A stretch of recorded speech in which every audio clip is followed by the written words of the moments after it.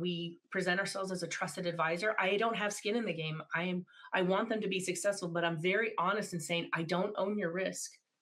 They own the risk. And I think a lot of consultants will position themselves as they can fix everything. And if the client only did what I said, everything would have been perfect. Well, that's not. You are a part of a solution.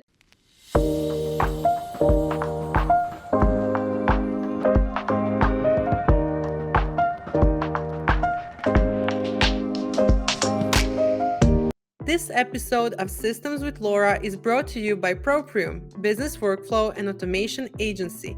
If you're building a service-based business and you're overwhelmed by operations, automations, or choosing the right tools, this is exactly what Proprium helps with. Proprium builds systems that help you save time, reduce repetitive work, and scale without chaos. Learn more at proprium.agency. Today's conversation is one I've been looking forward to because we're diving into something that sits right at the intersection of what I do and what most businesses are missing. We will talk a lot about system, automation, CRMs, and implementation. But here's the reality. Systems don't fail because of the tool. They fail because people don't adopt them. And that's exactly where today's guest comes in. Jenifer brings over 26 years of experience across the US, Canada, Mexico, the United Kingdom, Ireland, Uganda, Kenya, and South Africa, working with organizations ranging from government and nonprofits to Fortune 100 companies. She's the founder of Avo Solutions, built on the belief that change should move people, not just metrics. Her work focuses on bridging the gap between where organizations are and where they're trying to go through change management programs that combine structured frameworks with the conversations most leaders avoid but desperately need. And what I love about her approach is that it aligns so closely with what we see in implementation. You can build the best system in the world, but if people don't understand it, trust it, or use it, it doesn't matter. So today we're talking about what actually makes change stick. Let's get into it. Hi, Jenifer. Nice to talk to you today. So I'm really, really excited. It's afternoon for me, morning for you. So basically, I hope you have your coffee and tea, like we checked before the recording.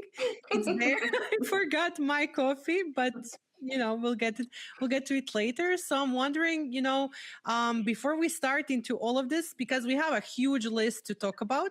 Tell me a little bit about why you started Avo and, why Avo is changing actually a lot of work environments around you and with your clients. Why I started Avo. What I saw was a gap, real genuine conversations, like real conversations. And it sounds like hyperbole, but I'm being very genuine. What isn't working? What inside your organization isn't clicking? And a lot of times what that requires is listening to the employees. There are two cultures in any organization. There is the culture of the executive team and management and how people want to think that they're operating. And then there's the real culture that exists within the employee population. And getting those two to come together is no small feat. But once those two conversations are aligned, anything can happen because genuine conversations, real conversations, leadership hearing, employees feeling like they can have these conversations make a lot of change easier. And one of the things that we've noticed is, if we do a data collection and we go out and we're trying to collect information from a client, and part of the findings is, are people not responding to these surveys? Are people not responding? That's a findings. If you don't have an environment where people have enough time to give feedback, or they don't think that the feedback is of value, then you're not going to be able to change. I love to talk to you, and I think we both can talk a lot. So I know that you paused yourself on purpose. But I want to encourage you. What did you want to say? Because I think it's pretty interesting to finish that thought, if that makes sense. It does. I don't want to sound like I'm criticizing organizations as like I can come in and we can fix anything. I don't have that perspective. I think organizations have the tools to fix themselves. I think they have the ability. I a lot of times use the example of, so I'm a big puzzle maker. I love puzzles. And I don't know if you've ever played a puzzle, but you ever gotten to the point where you're like, I can't believe this puzzle missing a piece. because you Yep. can't find it. And then what happens after you've looked and you've removed all the noise? You actually find the puzzle piece has been there the whole time. And I Yep. think that's what happens in organizations is I come in and we're just shining a mirror. We're shining a mirror and we're helping you make the connections between things, to open communications, to understand what's really working, and to raise up the voice of employees, because the employees are the ones who are doing the work. You're as good as your employee team is, and I truly believe that. And so, but I don't want to come, in the consulting world, there's a lot of people that have bravado and I can fix anything. I can't fix anything. I can only bring you to the place that you want to be, as open as you are to have the conversations. You own the risk. If this was a weight loss conversation and I said, I'm going to lose weight, and then I said to the weight loss consultant, but I have to have 3 Oreos a day.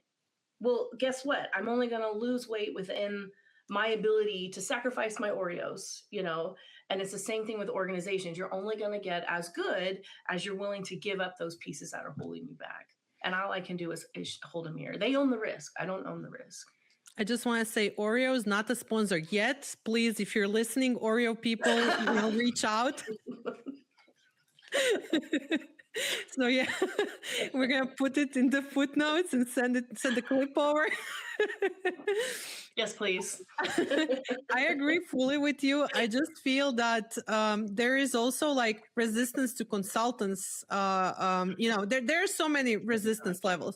There's resistance within the organization towards the leadership, from leadership towards employees, to outside opinion, etc. So you kind of struggle, I would say, with not both sides, like multiple sides, basically. And what you're saying right now is the purpose of why you do what you do. And I think that people, when they see consultants, so when I enter an organization, usually there is some bias. Employees think, do we want AI to change do we want to, are they going to get fired because of software and stuff like that? So what happens when you enter the organization? What do you see? Yeah.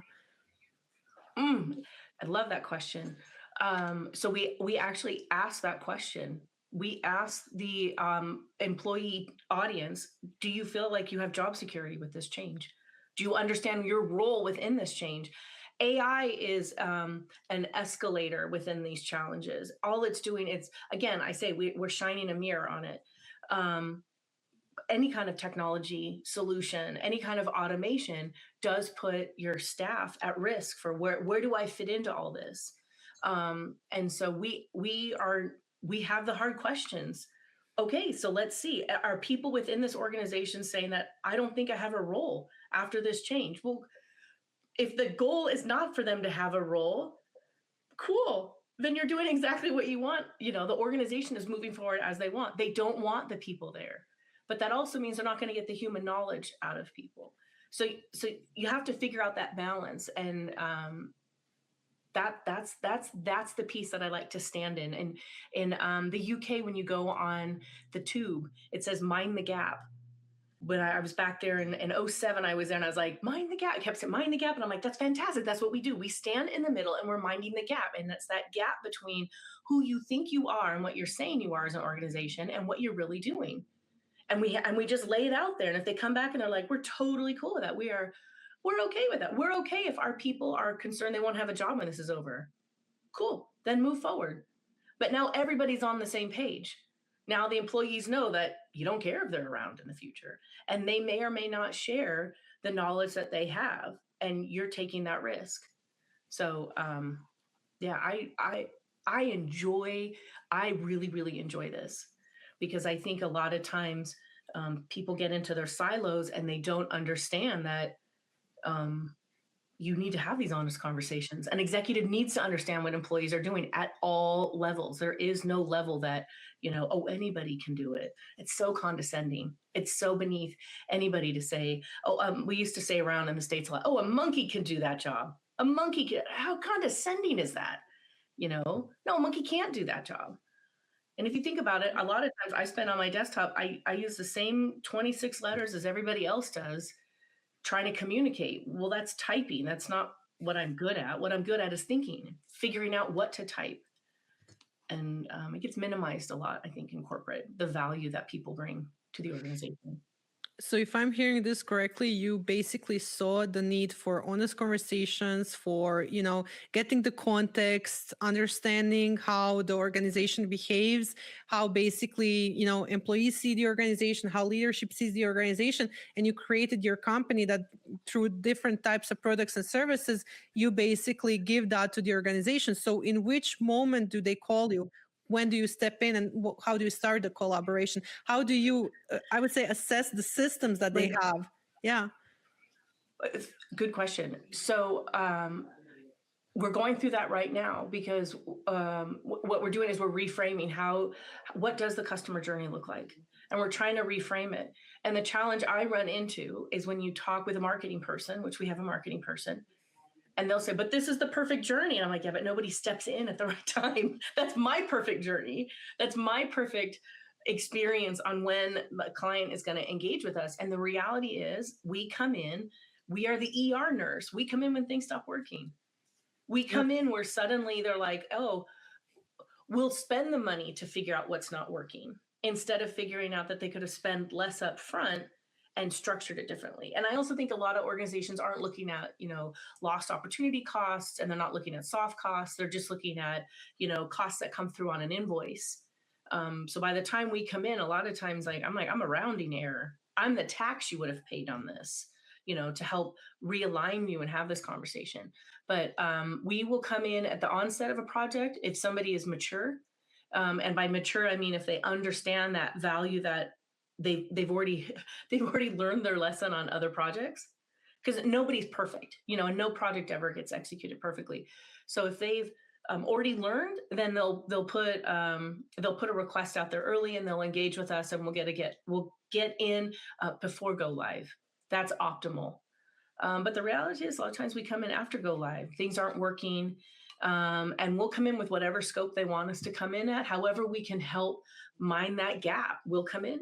And then they realize that once we're there and we present ourselves as a trusted advisor, I don't have skin in the game. I want them to be successful, but I'm very honest in saying I don't own your risk. They own the risk. And I think a lot of consultants will position themselves as they can fix everything. And if the client only did what I said, everything would have been perfect. Well, that's not. You are a part of a solution.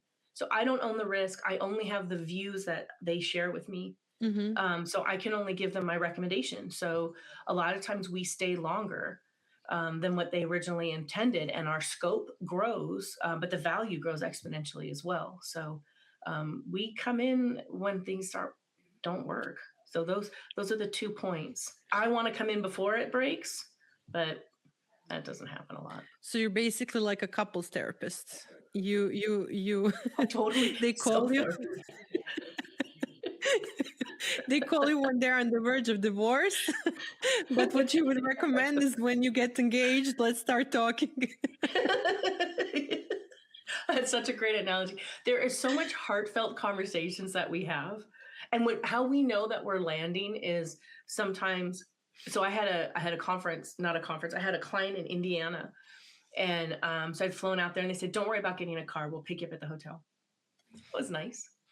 So I'm sitting at the hotel, and I'm with a woman on my team, and we're having breakfast, and they had sent someone to come pick us up. And she got there like 45 minutes early, and she comes in, sits right down, and she gave us the whole skinny on the organization. She gave us the behind the scenes. She told us what was really going on.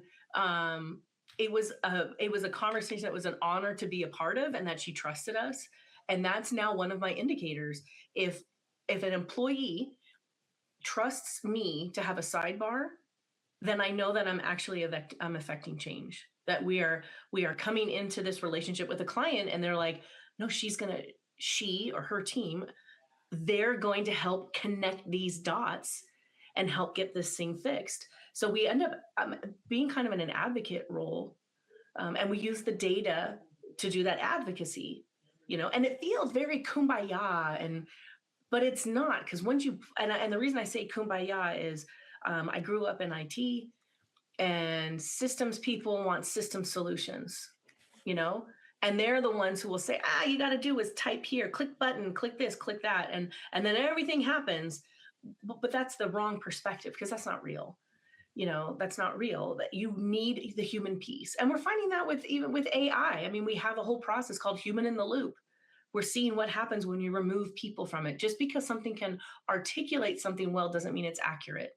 And you need that human interjection.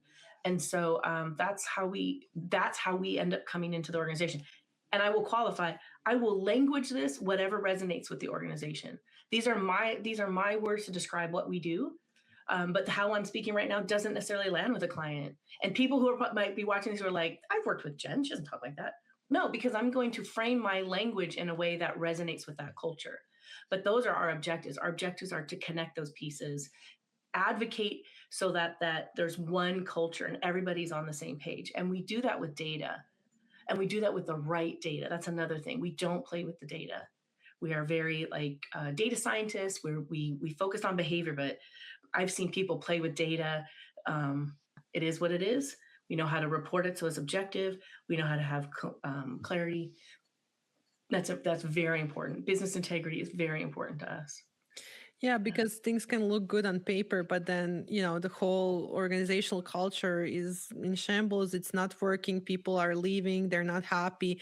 And what I usually encounter, so we kind of do the same thing from different angles and different approaches, but our goal is the same, I would say. We don't do the same thing. Our goal is the Okay. same, basically. Our goal is basically for the company to become efficient and for people to, love what they do. I would dare to go there, because when I work with any team, my goal is to understand them and how they think about approaching stuff, and not just, like you said, systems in IT and click here and do that. I really am very much against it, because I don't think that somebody should work in the same way another person should work, that technology should be adaptable, that each company should have things that are adaptable to them. It doesn't matter if there are 10 companies that do the same thing. You're not going to get to the same result in the same way. So, how do you approach this in a way that involves the team, that involves their habits, that involves the leadership? Because you're very data driven, but you don't just Mhm. rely your conclusions on data, if that makes sense. Totally. And I'm going to echo what you said. We look at technology as an enablement tool. So because technology enables, then we have to look at what is it enabling. We do look at the human side. So there's the holy grail, the holy trilogy is people, process, and technology. Oftentimes when you have a new system coming out, you have systems integrators, and they will focus on the feature functionality of the tool. Feature functionality does not get an employee to adopt a tool. That's just familiar. Let me know, give me the lay of the land, the options that I have within the tool. That's great. But I need to know, what is my workflow? How does my workflow get impacted? And so those are the conversations we have. So instead of looking at it through the lens of the technology, once the technology has been built out, the foundation is the workflow. And the data's there. When you're doing a systems integration, what do? We do use cases. The use cases are there. In a perfect world, we use those use cases to bring them forward and to develop training, communications, the size of the change, and we can do that from a metrics driven standpoint. But sometimes time is not on the side of the project management team, and so they'll say, you know what, we do have those use cases, but what we're going to end up having to do is the systems integrator has some coined or some canned training, and we're going to layer it with the canned training and let people understand like how to read the menu bar. Okay, again, that's going to get you train on the menu bar, you get menu bar output. And so we really want to have those genuine conversations. What does the workflow look like? And how big is this gap? The smaller the gap, the less hands-on training that we need. But you have, and we saw this with technology. So I grew up in education. So my background is in education. And when I started in 2000, e-learning was brand new and rolling things out through e-learning. And this is 26 years of doing this. And back in 2000, when we moved into quarantine, people were working from home and we're going to do training online. And I thought, this is great. People are going to adopt online. We're going to finally get some real value in online training, like live online training and e-learning. And what did we do? Well, it's hard. It's not always easy to figure out, what am I going to measure against? What do I need to assess? And so what did we get? We got webinars. We got online training that became webinars. We had people who thought 8 hours in an online class was a good idea. We went backwards. And then what happened? People said, oh, it doesn't work. Well, it does work when you do it right, but you have to know what right looks like. And there's some assumptions when you involve technology, everything's plug and play and you click a button and it works. And that's why I go back to it's, you got to go back to the people. That's the most important part. If you skip, man, you skip that step, it's garbage in, garbage out. I heard like research. I'm gonna fact check myself on this one after the podcast, so you can put it in the show notes. But there was a research that they did last year or the previous year where they figured out that the more technology you put in schools, the less results that the Yep. kids have. Literally, so it's not let's do laptops on every class. Let's do this. Let's do quizzes that are with a timer, stuff like that. Like anything that's modern, we need paper and pen. We still need certain stuff, so they have to redo a lot of what we thought was advanced. I'll look for the source for this, but I really think that is actually true. Even though I do implement software Yep. and do all of that, I have a pen and paper right now while we're doing this. Right. I really think there is something behind it, and that there should be a combination. And I do think it's the same, like you said, with AI, with anything that we do in organizations, because we both use Claude, we both use AI. We love, our Claude subscription. I think both of our teams love it. But I do Yeah. think without us, it's not the same thing, So I don't see that we're gonna Agreed. be obsolete or anything like that. I think we're gonna just be superhumans, in terms of intellectual capacity Agreed. and ability to, get the information and all of that. I was checking the stuff that I do in my work, and the amount of time it took me 2 years ago for certain things and how much it takes me now with AI for certain things. I think we move faster as a company in 1 month than we would do usually in 6 months or more, thanks to AI. So Agreed. what do you think about that? And there is also, let me tie it with strategy, and all the documentation that every company develops for years and years. So they have that, Yep. then they have AI, then they have new things that they're doing, and now they have to do organizational change. They have to do new projects, and they're just like stuck with old ways, and new ways just coming at them like a wave that they can't control. How do they get ready? What do they do? You know, Okay, that's a big question. So I will say this. So all those organizations that never had those real conversations, right? So they were having hyperbole about how they were working or they were maximizing on the systems that were in place. Now they're trying to introduce AI. So they went from being in first gear to fifth gear without any transitions. And you know what that can do in an engine, right? It doesn't work. And so you've got to go back to the foundation. And again, I'm going to see it's not only about the people, it's about the workflow and what's the business output and why are we here and how's the tool going to be an enablement tool? Is as we're doing these AI implementations and AI storytelling, you know what it's bringing up? Hey, Mr. Customer, let's look at automation. So it's actually bringing them back into driving other conversations and not AI automation, not RPA, but just old school automation. You have Microsoft in house, you're a 365. Let's look at what automation would look like. Let's look at how we can start building in using technology as an enablement tool. And then we can start looking at what that looks like from an AI standpoint. Get your hands around it a little bit. And it's turning into a very organic conversation. And we have a AI SME on our team, and he's like, but that's not AI. I'm like, it's not AI. But when you start bringing in technology at this conversation that AI is coming in with, it starts opening up other conversations that are safer bets, that are more comfortable. And you start realizing they never had those conversations to start. So not every organization should go, to that top level. They need to have those incremental changes to be successful. We work a lot with who do you want to be when you grow up? I mean, that becomes the question that you ask organizations is who do you want to be? The challenge becomes a lot of times organizations do not clearly define who they are. So you don't know. What is that? What does the it mean that you want to be when you grow up? There's a lot of great words. There's a lot of beautiful strategy words and these beautiful paragraphs and visual graphics. But literally, is it something tangible that I can measure? Can I say you are that person? Are you going 80 miles, a fixed number, and way that we can see what your future looks like?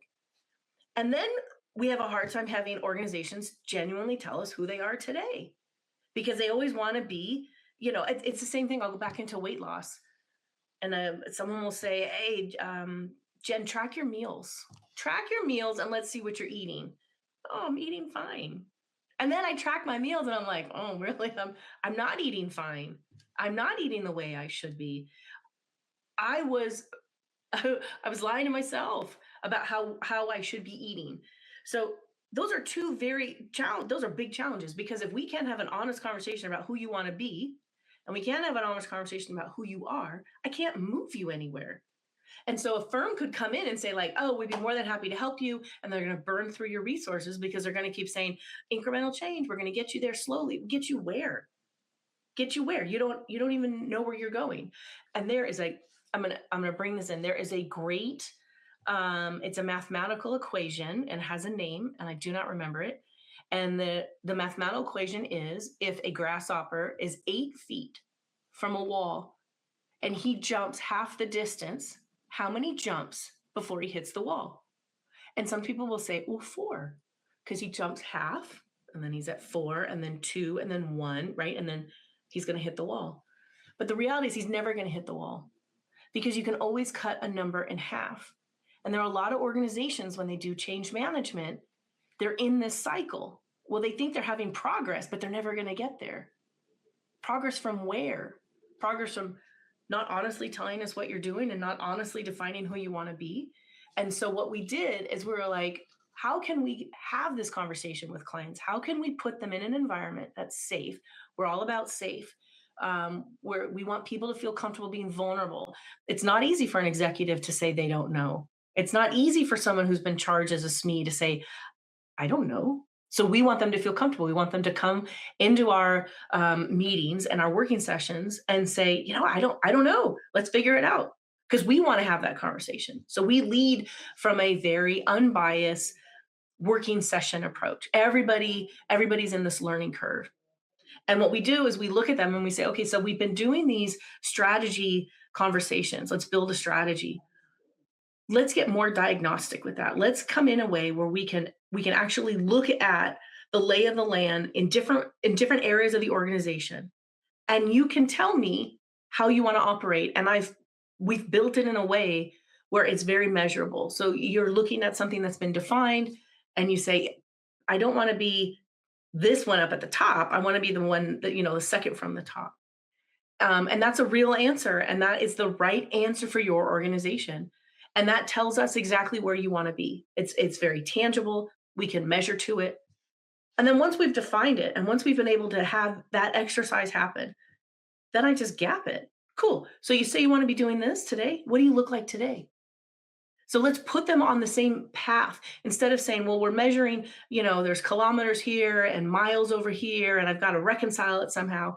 Let's just keep in the same conversation. So you've told me who you want to be when you grow up. We've defined it in all these different areas. We've got 41 unique areas that we've defined it in that go across the entire organization. Now tell me, how are you performing today? Now we got a gap. And then because I'm a data geek, we just put numbers against it. So we have a scale of 1 to 7, and sometimes you're at a 7 on the top. Sometimes you want a 5. Sometimes you want a 6. Those are all good numbers. And then when we gap you against it, maybe you're in your 3s and the 4s. Okay, now you know. And so what I like to say is, again, I use weight loss a lot. I'm like everybody else. My weight has fluctuated over my life. Get on the scale. Just get on the scale. What is the real number of where you're at? And once you have that real number, then it's a lot easier to have a real conversation about where do you want to go. And guess what? We already defined it. So we know that there are some areas where you've got small gaps. We've got some areas that are big gaps. And then we can sit down with the organization and say, do we want to start with the low hanging fruit? Do we want to start with the big ones, the big scary ones? Do we want quick wins? Let's lay it out. And then as the organization is adopting this change, as they are doing projects to move that dial, we can keep measuring it. So, are they doing what they said they were going to be doing? Are these new workflows and workflows in place? Are the new policies in place? Whatever that change needs to be and how it needs to be defined, are they doing it? And you're just chipping away at it, and you have complete control and autonomy over what change you want. And if at some point the organization says, we don't want to be a 7 or a 5, we thought we did, let's bring it down. Okay, we can do that too. Nothing's permanent. It's their business. They get to own it. And we've been using this model since 2012. We used it for the first time. And how I know it works. This is how I know it works. The hardest group to move are employees. Hardest group. You want to move someone, you try to move an employee, especially a disgruntled one. Oh, get that guy on your team. You can move mountains. So we went ahead and we launched this, and it was very heavy paper driven. And we asked everybody to measure themselves. Like, hey, we went ahead and we defined the strategic organization, and we then built out workflows that supported each one of these 41 things. We defined them.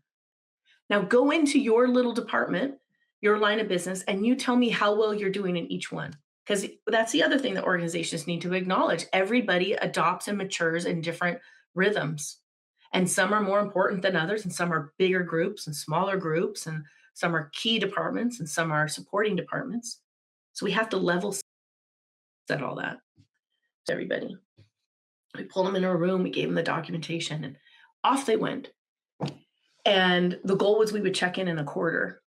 And when they came back, it was we had we had leads who were doing this. We had a couple leads come back in, and they had their hard copy paper, notes in the margin, talking about what they were doing. They had taken ownership of the process. And so that's a big thing with consulting. From a consultant standpoint, I can come in as an outsider and I can say, you need to be doing this and you need to be doing that. But how I can get real change is when the organization says, I need to be doing this and I need to be doing that. And so that's transference. How do we transfer ownership to the client? A lot of times in a consulting relationship, you transfer ownership at the end of the project. So the project's going to come to a close. You give yourself 3 months, 6 months, depending on how long the project is, to start transferring the knowledge to the organization so they can sustain it. That does not work. That is lip service. You want transference throughout the entire process.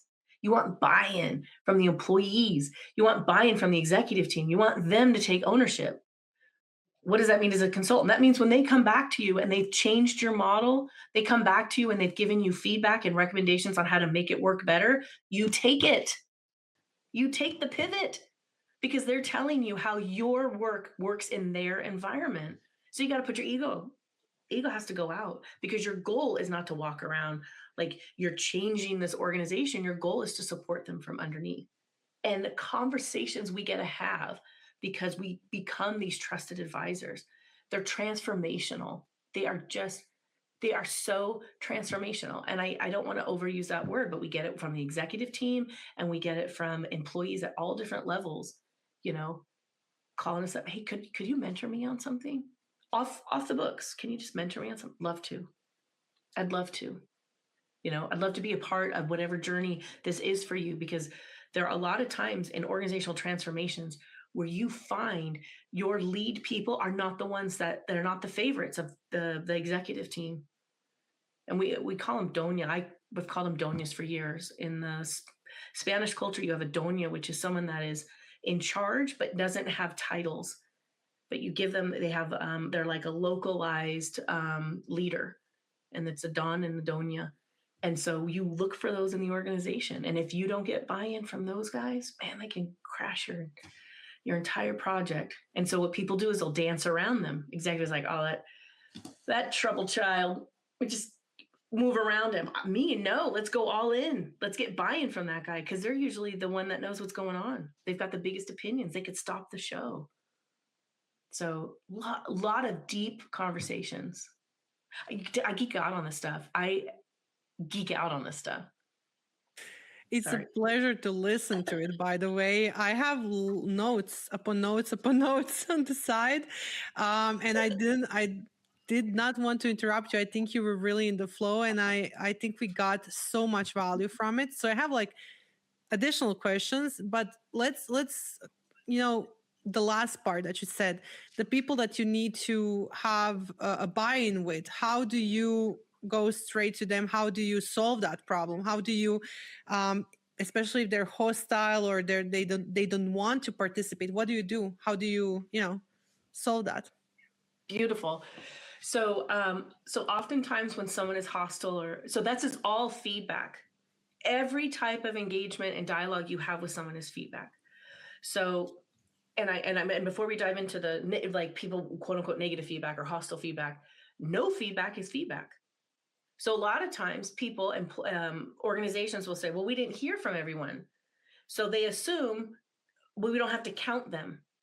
So if we have a population of 500 people and only 200 people gave me feedback, well, I'm going to use 200 as my total number. And out of the 200, 100 people gave me positive feedback. 50% of the organization's happy. And I go, no, 100 people gave you feedback. 500 people is your denominator. 25% of the people or 20% of the people are happy. That's really an important distinction. So no feedback is like a teenager who stops talking to you. That's not good. Okay, so now let's look at the hostile feedback. People who have hostile feedback care. So people think that they're the ones who are the troublemakers. Are you kidding me? They're passionate. They have opinions. Let's go find out what they are. So instead of pulling them to the side or excluding them from to participate, get in the fold, have a one-on-one conversation. Now, sometimes there's issues that are outside of your control. There could be performance issues. I can't manage to that.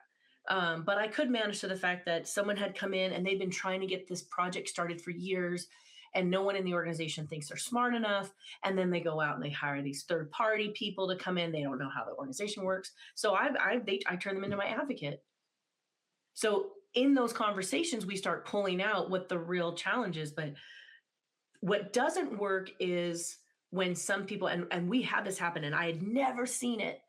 All these years, I've had it happen one time, and it's trauma. It's a little traumatizing for me because I'm waiting for it to happen again. Is we had people on the executive team telling us they bought into everything. And we were doing data collection 30, 60, 90 because we wanted to see the behavior and that they were reinforcing the culture. And on the 90, and we did 30, 60, 90, and they said, oh, it's a bad season for us. So let's do 60 something, 120. So we ended up doing over 6 months. On the last data collection, that's when we got the truth. A couple people wrote back and said, well, I would support it, but not the way it's defined. Whoa. How many months have we been having communications with people where they were telling us they were bought in, and we couldn't figure out why we couldn't move the dial in this one part of the organization? Because they had their own, and what we found out, it was a turf war. This small department was the one in charge of it. It got moved to the executive level, and it became an executive level project, and they lost their control over the narrative. And so that's why they weren't supportive. We lost 6 months of traction because we weren't having real conversation. And I go back to like, how could we have had a more genuine conversation faster? And I honestly don't know, because I've never seen it to that level before. And so sometimes you just have, toxic work environments that's like, but at 6 months, I could report the data and say, we have a problem. We have a group of leaders who are saying, well, I only support this if it's defined the way I define it. So that was kind of an aha moment. But you do this enough times, you're going to find enough things that you're like,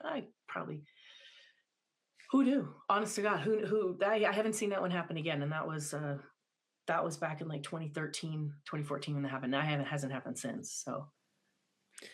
I think that kind of ties into what you were saying when you come to an environment and people expect consultants to be, you do this, you do that, this is what you do, and then you get a recipe for success. Yay, solved. But it should be, if a consultant is doing their job, just like you said, basically the company and the leadership and the team start saying, we will do this, we will do that, et cetera, et cetera. So how do you, that's all intention, so they become aware. They have an intention now, but how do you kind of bridge the disconnect between the intention and execution? So what we do, so again, we use data a lot of times to have those conversations. We have an expression that we say, and you got to break eggs to make an omelet. I don't know if it's made its way to Croatia yet. But basically, sometimes things have to go wrong before they go right. And it happens. We also deal with something called cognitive dissonance, if you want to get into the theories of it. And that's when you're up against somebody who's emphatic that something's going to work the way that they said it's going to work. And if they're in a position of power, I mean, they own the purse strings. They own the risk. They have the tolerance for change. And so we will advise, make recommendations.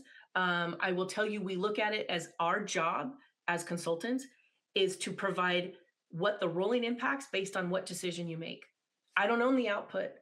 And I'm very clear on that, on where my boundaries are. But my job as a consultant is to tell you, if you choose door number one, here are the rolling impacts. And then they can make the decision what their risk tolerance is. So we have gone through, what does it mean to deliver training that's not meaningful training? And you know what it ends up turning into? Training that's too long. Or the worst part, training that's too short, employees that don't know what the heck they're supposed to do. And then you have an emphatic project management team who's like, we checked the box.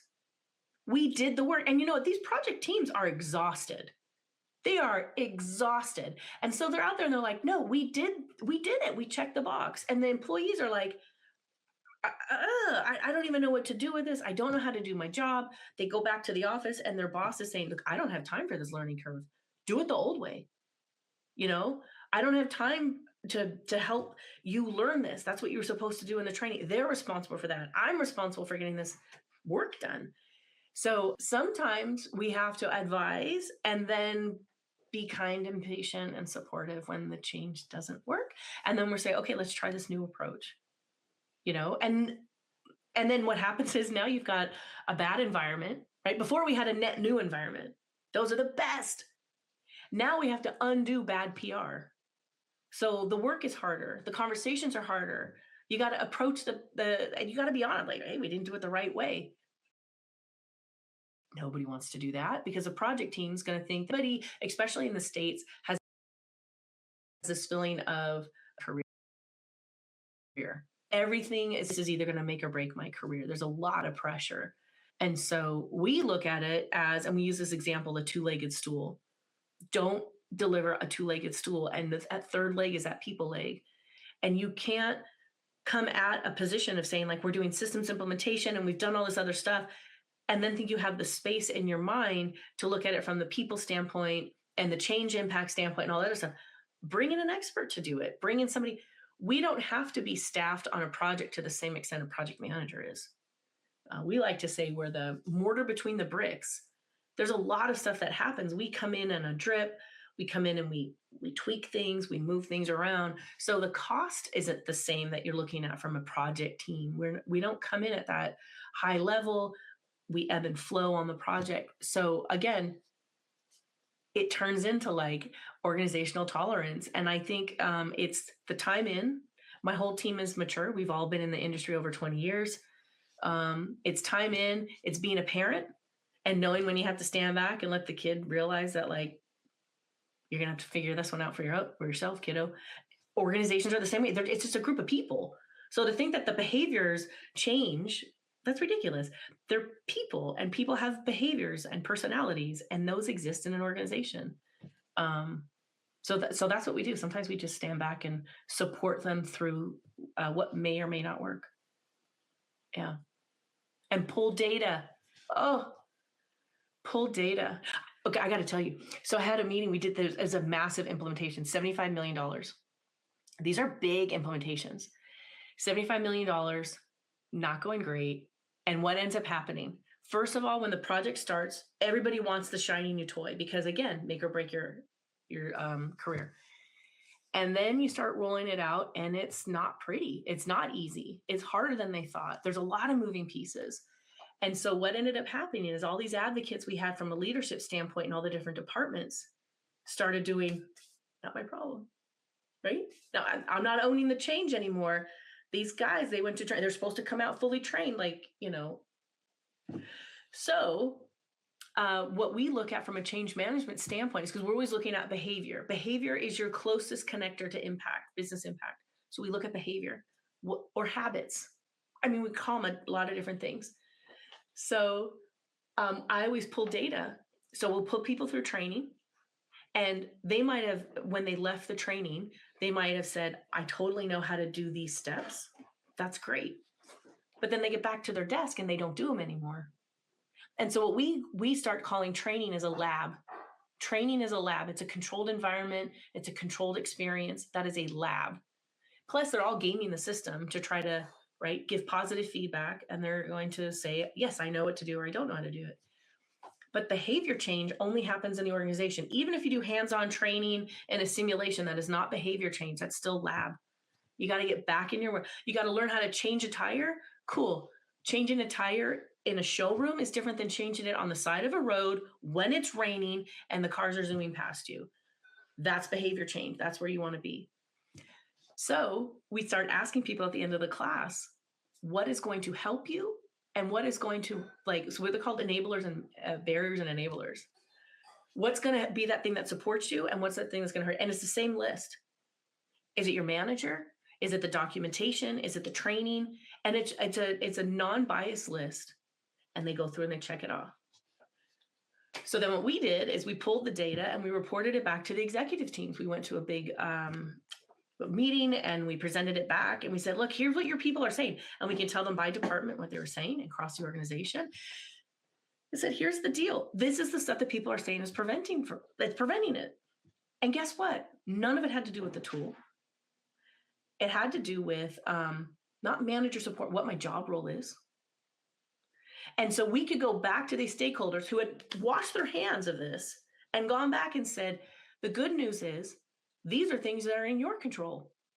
You can control that your employees know what their job role is. You can control that your employees have manager support. You have total autonomy on that. Now, it's easy to say it's a new tool. The tool's not working. Nobody said they were bothered by the tool. This was a tool that was known, I'm not going to use the name, but it's an ERP that's known for being hard to roll out. It's across the organization for the last 26 years. They already know it's a beast. So you know exactly what I'm talking about. It speaks German. So here you are. I know. So I've seen it many times and I wish I never saw it in my life. Every time I encounter four-letter word. Every time we encounter, it's not fun. Never was. Why do something in 2 steps when you can do it in 10 steps or a code? It's such a hard or make it even harder. The tool wasn't the problem. It's never, tool is never the problem.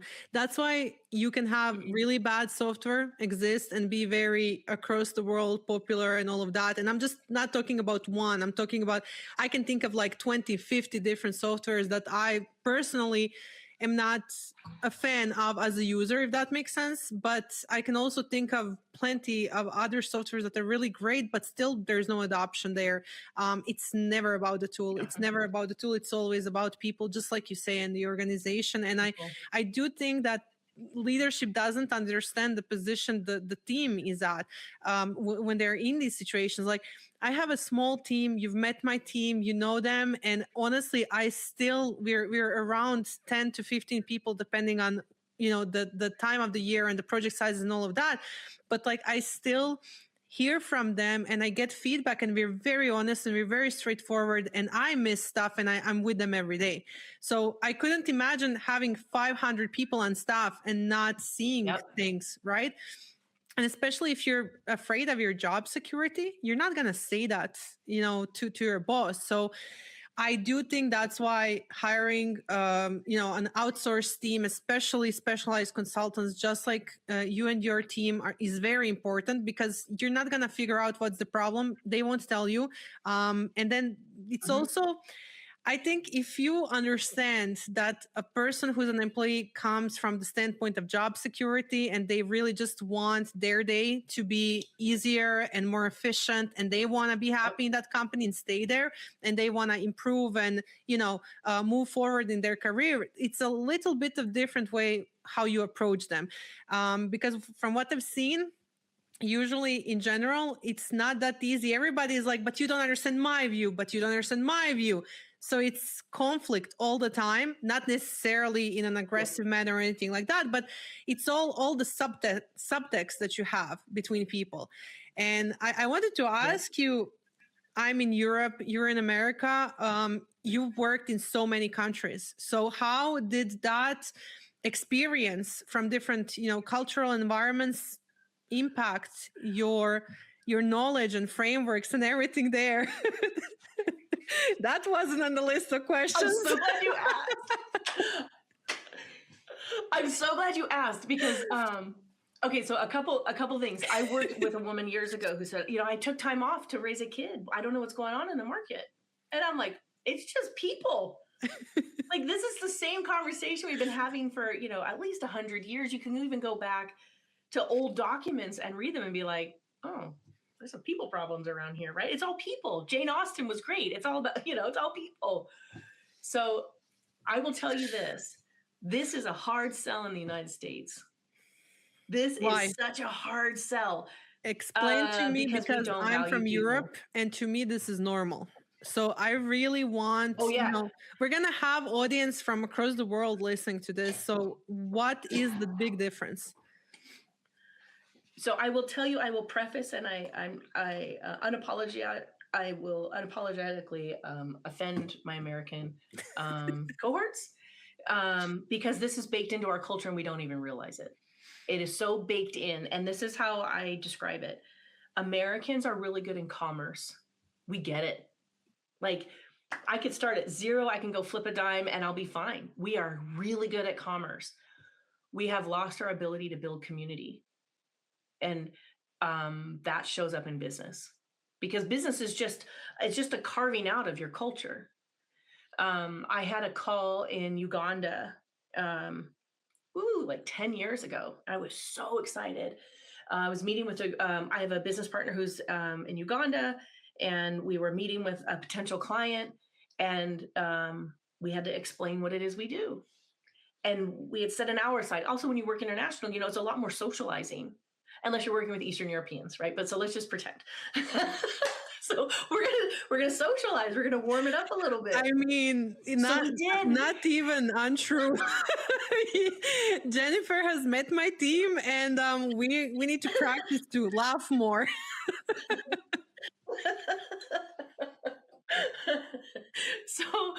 So we get into this call with these two executives, and a great conversation. And then we lead into the business part, and they go, "Oh yeah, we totally need it." That was it. It was over. It was done. We closed the deal.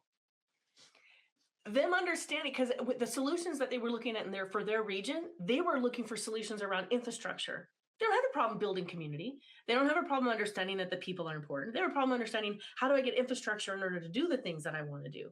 And that group and the groups that we worked with over there are very clever at MacGyvering, right? Which is an old school American movie of figuring out how to pull these things together.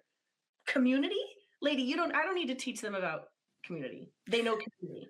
I'm a millennial. I know the reference. It's okay. Oh, good. Do you try to explain to an American company that employees are important? The old school traditional companies, you try to explain to them that your people are what make you who you are. Your people are define who your culture is. It's like telling a woman who's toxic. I'm going to pick on women for a minute. Telling a woman who's toxic, she can't figure out why she's attracting all the wrong men. Oh. Right? Well, you don't see it. Because it's who you are. But you don't see it. That's the problem. You don't see it. You don't see it. And just like you said, there's one piece of the puzzle missing there. There's another piece of the puzzle missing with, European countries and all of that. I think only collaboration bridges that gap for sure. So, how do you how did you bake that into your frameworks and products and everything? How do you teach them this? How do we do it? So everything has I want to say like an escape hatch.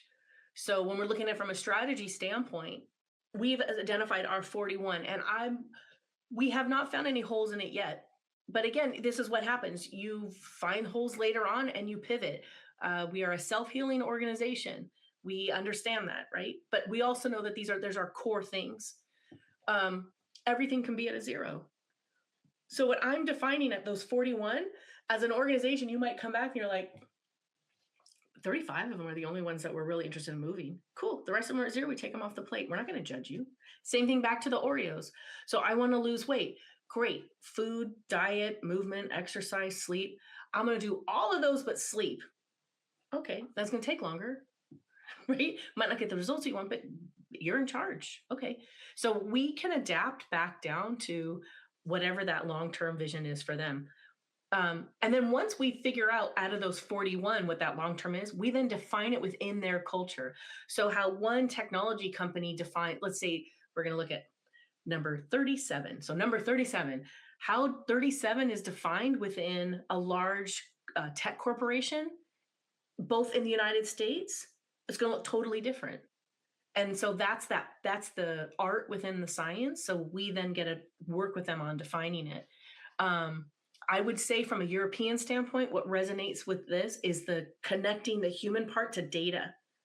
I think Europe really likes data. America is starting to like data, but again, if we're not having honest conversations about how the data came to be and you're doing the shiny new penny, I think there's some data integrity that needs to be examined.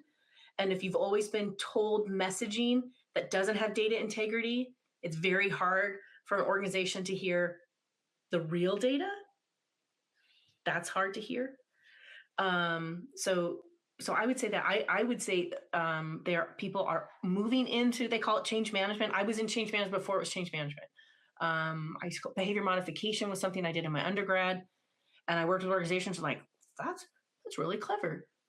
You're half stepping them. I'm like, I don't know what you call it. We're looking at it from the behavior standpoint. They're not at the right behavior. We got to move them there. We're not going to drop them there. And then change management kind of became a thing, like probably in the 2010s. It became like more of a thing, productized. But it's a hit or miss on how people are implementing it. And again, unless you're willing to get into the trenches with your clients and have these real conversations, it's going to be very superficial. It's going to be very safe. The consultant's going to make their money and go away, and you're not going to get the change that you want. That's the big thing. And if you have internal change management people, it is very hard to be objective within the same culture. And if you don't believe that, just look at how we work cross-culturally, right? And so we have our own biases that happens inside organizations. So sometimes you need an external person to show you what's happening. Now you can raise up and train people inside the org, that works. But you have to remember too, a lot of times these change management people are in an org chart. And so they got to follow the pecking order. I don't sit in an org chart. I don't have to follow the pecking order. I need to respect all the different levels. But you could be setting yourself up to empower somebody to be a change management person. And then, some executive person on the other side says, no, I'm not listening to you because of where you sit in the org chart. There's some really genuine challenges, especially when you talk about sensitive topics. I mean, look at all the landmines I walked into, and we're just talking casually. And I just put it out there. I mean, these are the real conversations. For when we originally started talking, I'm like, I sometimes put my foot in my mouth. But look at it through this perspective of, do you want how bad do you want to be bikini ready?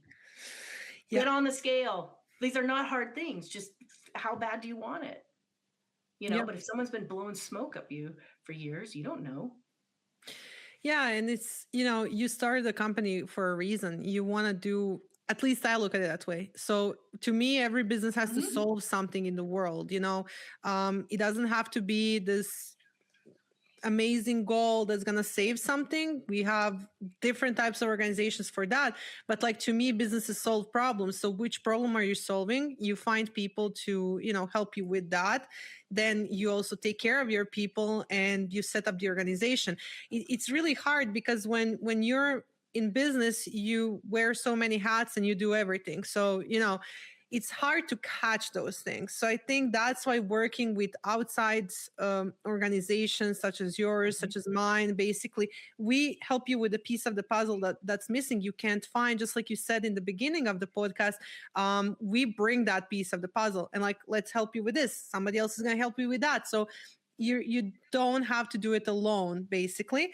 But then it's also very important for the organization to be receptive to change. So I know that you also measure readiness. So, how do Yeah. you do that? And I won't say a lot. I've seen and I know what we're talking about, but I'll let you, tell us, because everything you've said and everything you've experienced, you've put into products and you've put into services. Yeah. So you have frameworks that actually help people either self-assess or, with the help of Avo team basically to do that assessment. But how would they, go about self-assessing? And we can also link to that tool in the podcast Yeah. description. Yeah. We are firm believers that an educated client is easier to sell to than an uneducated client. And that could be background in again, I'm an educator. My graduate work is in education. And so we looked at how do we break up this cognitive dissonance, this understanding that somebody knows for sure something's going to work. How do we break it up? And so what we did is we created a free survey tool. Like, just check yourself, give yourself a little readout, give yourself a little indicator of how ready is your organization and your people for change. And so we put it out with the intent of saying two things. First of all, you're going to get a valuable product. You're actually going to learn something about yourself and your organization, and you're going to learn something about what change management and transformation and all that stuff requires. So it was twofold, and it's safe. You read it and you don't believe in it, throw it away, or sit with it. And that was our intention. You can get it in a position where you're vulnerable. You can get in it's basically 5 questions, a handful of questions. Again, it's a broad brushstroke of what are you up against? And then with the findings, we explain what the importance is. So you're not just hearing where maybe there's a gap, but you're hearing why that's an important gap to address. And we send an email out with the report, and this is all free. And again, we're doing it from the standpoint of we want it to sit with people to marinate. We want people to start thinking through this lens. It's a muscle. It's a way we want people to start processing.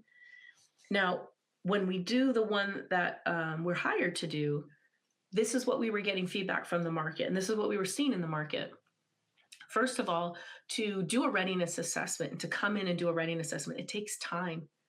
And by the time an organization calls us, they don't have time. They need it now. Remember, I told you they've already broken the eggs. They need our help. So we had 2 issues we had to address.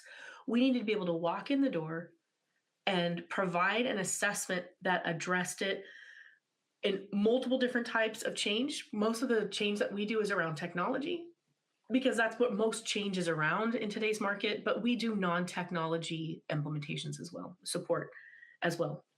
And so we needed a way to have a tool that took all that good data, good questions, and we could customize it to the client, but we didn't have to build something from scratch. One of the key points that we did as well is you're always looking at the evolution of change. There's a methodology called ADKAR that we use. That's by ProSci. We also use John Cotter. We also use Phillips Business Alignment. These are all really strong products. And then we pull in the best parts. And so in our world, our best parts, I'm going to sound like a Baptist minister. It's will, skill, habit, and impact. And it's, do people understand? Are they bought in on this? Do they have the skills to do it? Do they have the habits to keep it consistent? And is that going to make a business impact? And so in our readiness assessments, instead of going through the exercise of measuring, like if you moved around ADKAR, you would measure, is the desire in place? And so there'd be a set of desired questions and they'd be customized. And then you say, is the knowledge in place? And so what we did is we changed our data collection tool so that we're structured towards business alignment. We're structured towards what is that impact that we're going for. We hide the questions underneath, and those questions fit against those multiple pieces of ADKAR, Phillips, and so we just tangled it up to will, skill, habit, and impact. The reason that this works so well is that we can get an answer in 30 days. And once we have the data, we can slice the data up. So we can go to an organization, we can collect the data, we can walk in the door, we spend a week doing discovery, 2 weeks with data collection, and then 1 week of pulling the report together. And we've utilized automation. This is not an AI product. This is an automation product that's scaled based on 26 years in the field. But what it allows for us to do is to get in, like an ER doctor, and stop the bleeding, give feedback, see where they need to pivot, see where the strengths are, what could be holding them back, but in 30 days. Not in we come in, we get normalized into the group, we then go out and build the instrument then gets reviewed and approved. Those can elongate a project, could take a quarter. If somebody is bleeding on the table, they don't have time to waste. And so we wanted to solve two things. We wanted to make it competitive pricing because we felt that when people bring in the change management part, they've already established their budget. I mean, we're being very realistic, right? They've already done their budget. They know what the project implementation is going to cost. And nobody's explained to them the value of what this change management component is going to be. So we need to demonstrate the value at an entry point that is tangible and palatable for a client. And we need to be able to get in the door and have that conversation quickly. And so our answer to what the market was saying was creating a readiness assessment that we can plug and play inside of an organization. And then from there, we can pivot and see, do you need ongoing support? But you have full autonomy. Again, we're all about autonomy. So does the organization, with this new report, do they understand what they need and where the gaps are and what the people are saying? And two big things that we take out of that report: do your people feel like they have job security when this is over? I'm going to tell you over and over again, in today's market, you better be asking that question. And you might not like the answer, but you better be asking that question. And the second thing that we're asking is, were you able to get us feedback in 2 weeks? You got a live project, a project that should be communicated out, that's a top priority, and you got people who aren't giving you feedback. That's a findings. And that's a cultural findings that either your people don't have time to give feedback or that they don't think that there's any value in giving feedback because nothing ever changes. Those are very two important data points, and that's something that that we champion and will keep championing around having these really hard conversations. But 30 days, we get in and we get out, and then we see if you need ongoing support. We're going to help you. If you're already set up and you're good to go, great. Start it as friends, end as friends. If today's episode makes you realize your tools are not supporting your business, Proprium builds systems in tools like Airtable, SmartSuite, ClickUp, HubSpot, Make, Zapier, and many more. Proprium's team maps your processes, builds your workflows, automates your tasks, and trains your team. If you want systems done properly, visit proprium.agency. I love that approach. It's very clear. It's definitely something that's been, I think, in process of creation, I would even say, like over I don't want to say 2 decades because you're gonna gonna punch me. Well, I'm only Be very 25. careful over a long enough time for it to be very extremely professional, but also, to have data points. But it's also based on, I think, your training, your experience, your Mhm. everything that you did with clients so far, and everything that you've done. I think it's very unique. Also, do you encounter a lot of offers like this in the market? I will tell you what's interesting. What I encounter is when we partner with other change management firms, our approach is unique enough where it doesn't always land because we don't look at change management as a machine. We are not looking at it as the train has already left, get on board, and we're going to keep going because, again, garbage in, garbage out. So Yeah. we need to have pauses to have the conversations. Now, we know how to have those conversations. We know how to create the pauses. So we're not going to stop production, but we're going to advise you on the risk. And again, if you want to own the risk, you can own the risk. So we do get a lot of interest from clients to have these conversations. But from a partnering up, what we've done, we always strategic partners. I mean, we're not going to get through any of this stuff if we don't know how to work and play with other people. And so we have partners that we work with, and there are some partners that we can work with like, this is amazing, this is going to be great, and there are other people that are like, nope, we want to just run change management like a task list, and it comes back that things didn't work, we're just going to say it didn't work, but here's what we're going to do. Here's step 3. And then we're just going to keep moving through the task list. And I think again that goes back to I think that's part of our culture here within the US, that people accept the fact that it's okay if the employees aren't totally bought in. My objective is to get this project implemented, and then I'm just here to report on the people numbers, but I'm not here to influence the people numbers. I might get some pushback on those opinions, but that's kind of what I have experienced from a peer-to-peer standpoint. And it could be because I'm in my 50s, where I'm like, I've got nothing left to prove. We're in a position now where AI, I think, is making, my cat is joined the meeting. You knew this was going to happen. I'm in the position where all these years in addition to AI, to me, the chips are down. We cannot afford not to have real conversations, and we're already seeing it in the news where they're saying AI is not delivering what they thought it was going to deliver. It's an enablement tool, right? What's it enabling? It's like someone saying they put tofu in. Tofu's always going to taste the same unless you spice it up a little bit. So like, this isn't prime rib. You can't take tofu and turn it into prime rib. So there's some of these conversations that I'm like, we don't have time to waste anymore. So we're just going to keep showing up in the gap and have the conversations. We're not for everybody. I will be totally transparent. We're not for everybody. And that's okay, because I think because we're not for everybody, that becomes the differentiator in the market. The more you are willing to look inside your organization and see what your culture looks like, the more successful you are. And we're seeing that now with millennials getting into the marketplace and defining business from a very social responsibility, right? We're seeing that in the market. So it's a differentiator. Yeah. Do it or don't do it. Again, I don't know the risk. I as a millennial, I really think that, we're now on leading roles more and more. So it's shifting in the workplace. Yep. We work with Gen Z. That's fun. That's a story for itself. So my company is a millennial and Gen Z.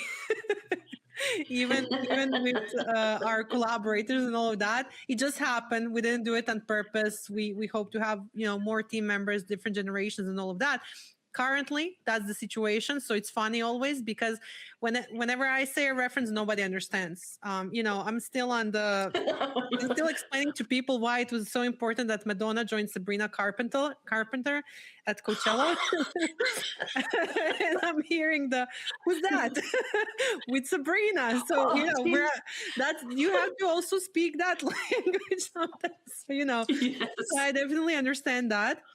I do, however, feel that we are looking for more empathy in the workplace. Generation as a generation, no cultural differences there. Honestly, I don't know why this to me sounds like it's across the world the same for millennials. I really feel that we look at work a little bit different. So there's always jokes about, your millennial manager being okay with you being late as long as you do results and all of that. I honestly approach business that way also. So I look at results. Same. I check in on how, mental health is with the team, because I see us as a sports team. I don't see us as family and all of that, story that we were being sold to, in movies and all of that. I really think that we all have other aspects of life. We just meet to do really cool stuff together, to get really cool results, and yep. to, have that experience together. That doesn't mean we spend our personal time, etc.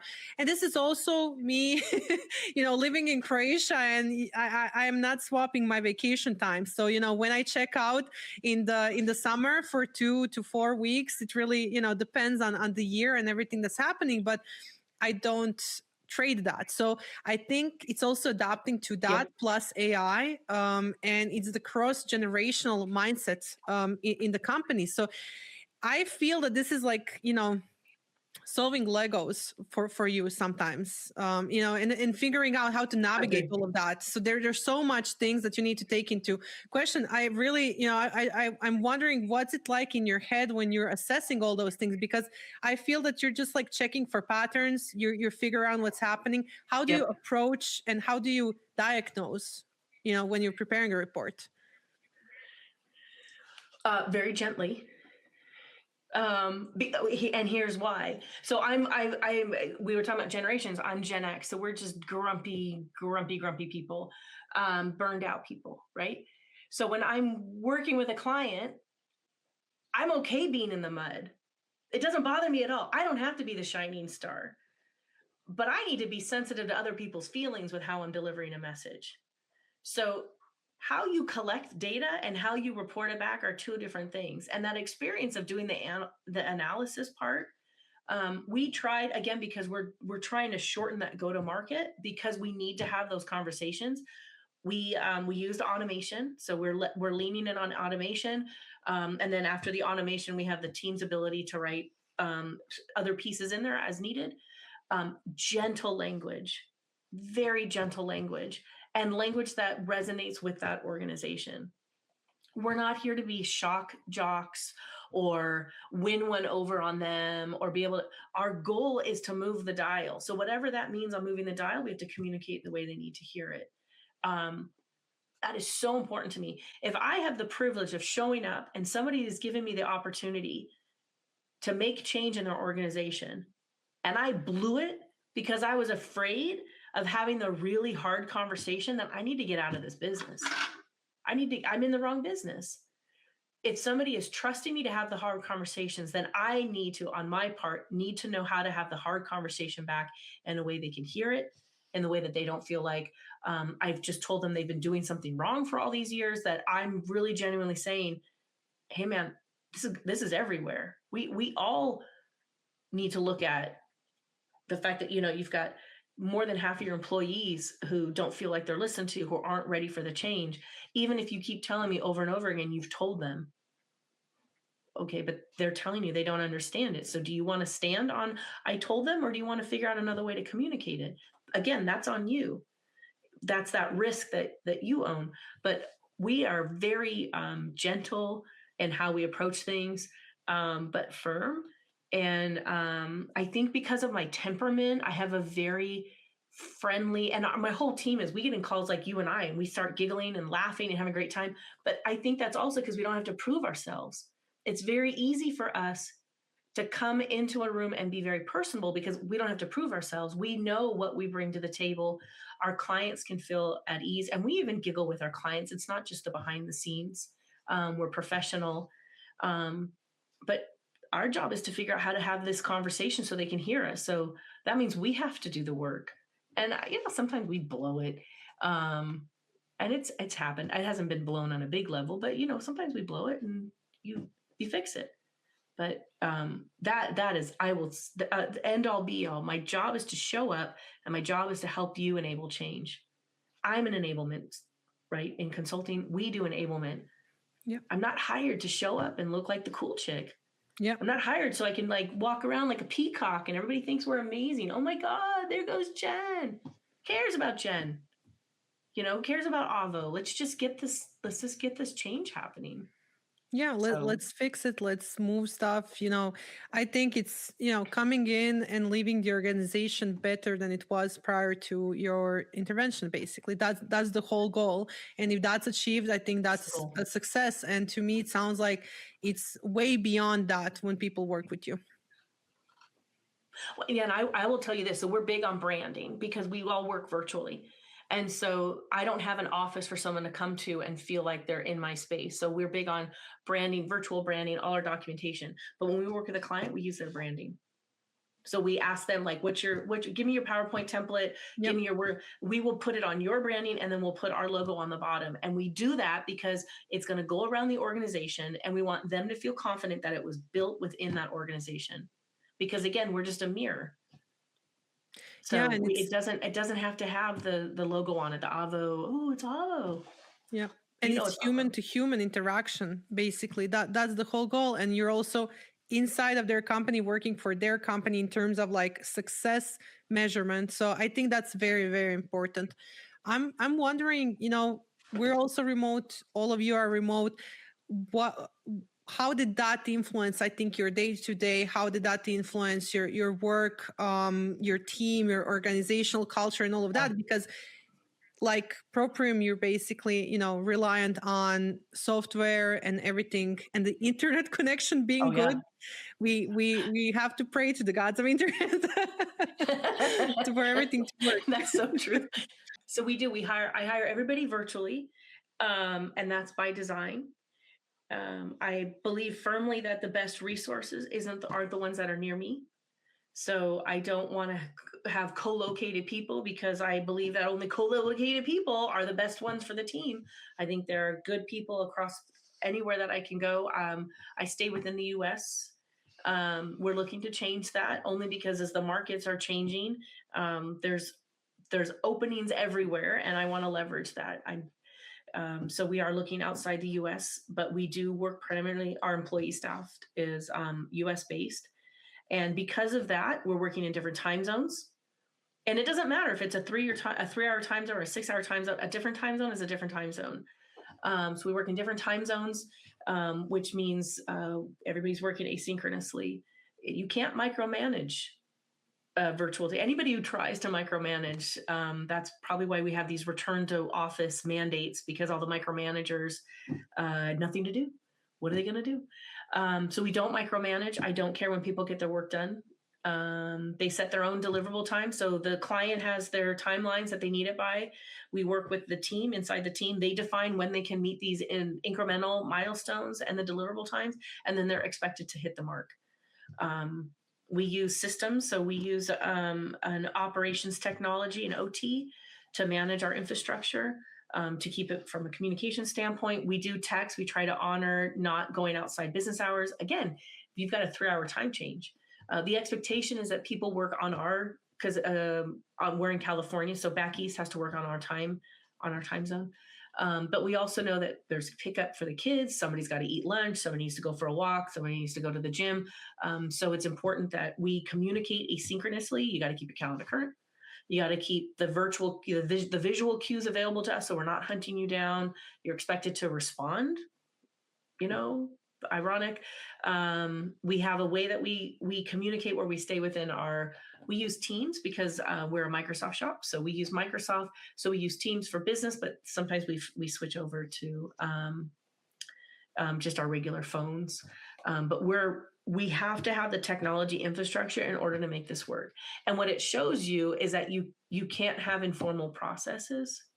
You have to have formal processes, which is fine with me. I love systems. I mean, I'm a systems geek. So you get the systems in place, has to be formalized. I wouldn't say we are where we want to be. I would say on a scale to 1 to 10, we might be at a 5 or 6. I want to be better. It works now because we all speak shorthand. But I think our onboarding process right now, it takes too long. I think because we are hiring, so my target audience are people who've been burned out. I love burned out people, right? Come get respite at Avo, because you are crazy smart, but you've never had an opportunity for someone to say, you're crazy smart, or an opportunity to flex. And so I try to target people who are burned out. We hire based on referrals. We have better success when we stay connected within our network. And so because of that, there's some detoxing that happens when people start. They think, when they start, they got to say hello to me and good morning. I don't care that you're working. And don't text me hello and good morning when my computer logs in. That freaks me out. I don't. Don't do it. And if you're going to work on the weekend because you've got some event on Friday that you want to do and you're going to work, then you better make sure you have all your tools, because that's your emergency, not my emergency. But we do a lot of things that people take for granted: naming conventions, version control. And version control, you can buy any document version control you want. There's a human element to that always kind of blows that up. So those little pieces that we do. And then we have a rule too. We are a 6-hour workday. Everybody but me, because I'm the owner. We try to lean in on the 6-hour workday. We are very intentional with acknowledging that it's not healthy to work at your desk from 8 to 5. It's not healthy to expect someone to be sitting there, and I just want results. And if that's a 3-hour task, we all know how much time it takes to complete a task. So, but we try to do as much asynchronous communication as possible. And then if we have to do some working sessions, now the team is being told you've got to take breaks in these working sessions. You can't sit at the desk for 3 hours, and then, if you're only working 20 hours and you're getting burned out, you're doing something wrong. So but I can't control that. I've got to only just say, slow down, take a break, put your wireless headset on and go for a walk. So everybody gets wireless headsets. So we do that, but we are only as good as our infrastructure because we are virtual. And then the more that we can rely on the asynchronous communication, the more everybody has autonomy. And I think autonomy is very important. And I don't think it's recognized enough how important it is for any age. But you need to give autonomy. And we have parents. With people have parents, but people have lives. Like, we want to acknowledge that you can go to dinner and not be like, oh, I'm sorry, at dinner at 6 o'clock and I didn't know you were going to need me. No, you're at dinner. Well, it'll wait. Or I'll communicate asynchronously. Get back to me in the morning. That kind of thing. So Yeah. basically, you're looking for adults with adult way of assigning their own responsibilities and time. And you're looking for people who were, I would say, not validated with their, effort and hard work, and they just were in the wrong place at the wrong time for a while in jobs, and they have a lot to offer.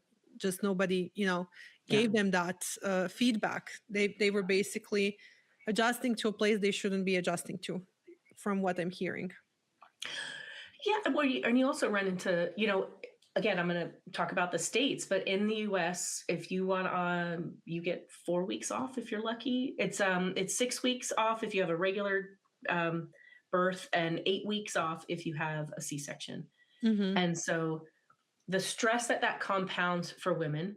And so a lot of times when women come back to work, they're trying to compress their time. They're trying to work faster so that they can, because they have, the commitments. And I know men have commitments too, so I don't want to disparage on men. But the reality is, when children enter the building, right, when they enter the equation, I should say, when they enter it, it changes the dynamics. And so being able to say to somebody, I want you because you're smart. I don't want you to sit at your office for 8 hours a day.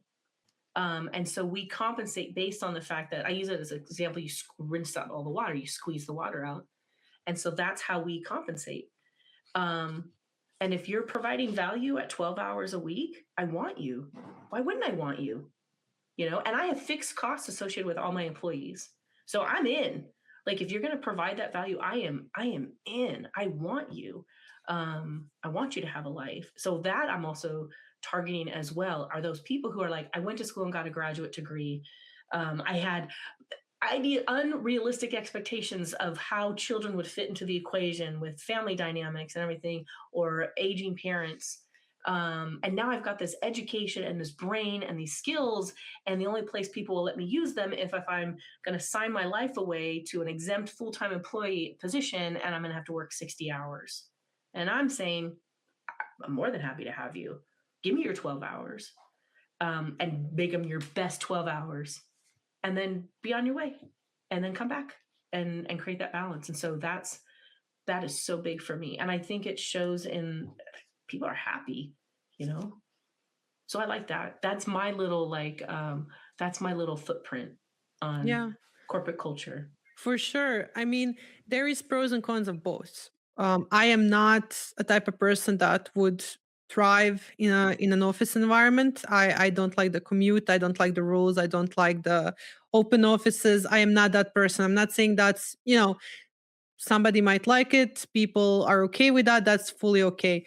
Um, what I've noticed is that you also have to be specific type of a person with specific types of characteristic traits to be able to handle remote, because you're accountable to yourself I don't see if you're not actually working. I don't micromanage my employees with the mouse moves and all of that, software stuff. We don't do that. Like you said, it's very visible how many hours you work, how many hours you put in the timesheet. We can figure out, was that productive or not, depending on the results. So that story, we don't do any of the screenshots, any of that. I don't do that. And why would I spend my time reviewing those? That makes no sense to me. What I've realized when somebody joins our team, usually, like you said, they either have really poor habits from previously, not in terms of that they made them, but like the good morning text, it's okay if you leave earlier, or if you decide to cook lunch or move something, or if you need to go on a walk because this was too intensive and you don't know how to solve this problem, you need a break and all of that. I really believe that work should align with your life. And we work a lot. We're a hardworking team. I also work a lot. I'm not saying I don't. I know you work a lot still. It's not just 6 hours or anything like that. But I do feel that when you turn off the computer, you can have a personal life like immediately. There's no commute, there's no change, there's no. So I think it's very important. Did you find in the years that you've been doing it this way that there are some people that don't fit that?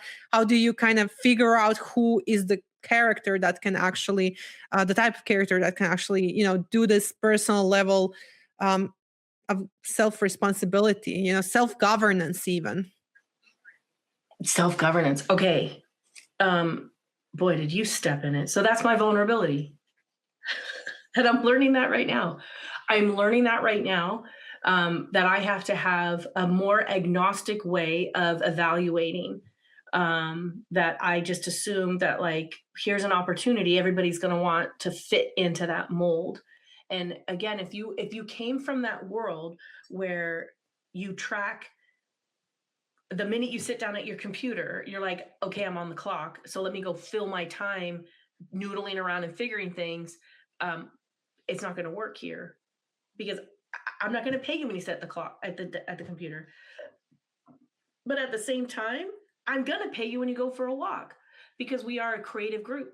So sometimes the answers come because you went for a walk. So track half of the time. So if you went for a walk for an hour, track 30 minutes. So it's a totally different conversation. But so my background, I'd said earlier, is in education, and I was a degree to become a CLO. So that was what my degree set was for. And so the focus was on e-learning. And one of the things about my degree, my graduate degree, was an online degree. And at the time you had to pitch it like, oh, I went to school online, and it sounds like I went to Acme University, like Roadrunner or something.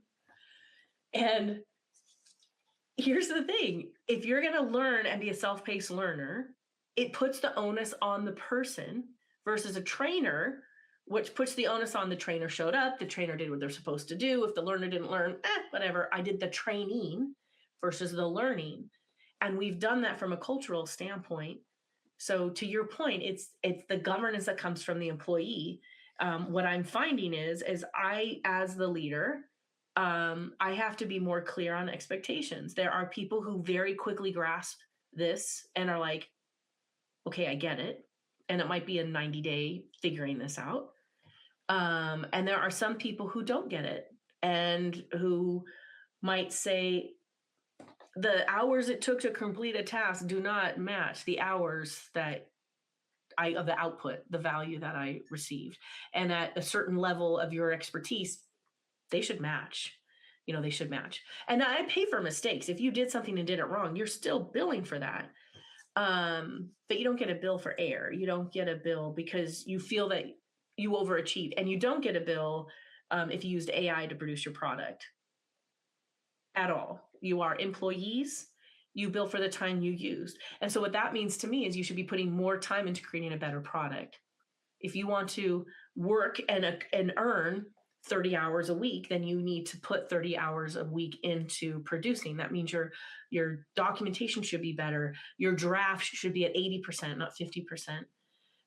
And I am doing some work on myself to figure out what does that mean as me as a leader, and then how does that flow in, because we're a small group. So I'm in a bad mood. I can spread that pretty fast, because we're a small team. So I'm looking at what does that mean, and I've got HR, so I'm working with HR to say like, okay, so what does this mean as far as how do you know if somebody's going to fit in this group? How do we know if they're a good mirror on myself? And it's not easy. It's not easy, but it's necessary. And so I'm figuring that out. And I know, Laura, you have tools in place and you've kind of um, cracked the code on this one. I have not. I have not cracked the code on this. I am I'm a continuous optimistic, and I think that's starting to affect my I health. think I think you start cracking the code on it after you realize that the thing that you think is so great, not everybody think it is. Like I was so like, why would you even go to an office? Remote work all the way. Why would you even, you know? And I was always this type of person that, well, I wanted to be an entrepreneur since I was a little girl. So, you know, I was very bossy, which is actually the word for assertive. When you're when we were talking about women and all of that. But I was very bossy. I was always like, I was literally planning stuff and I was drawing spreadsheets and I didn't even know I was drawing spreadsheets on paper when I was a kid and I was bossing everybody around, you know.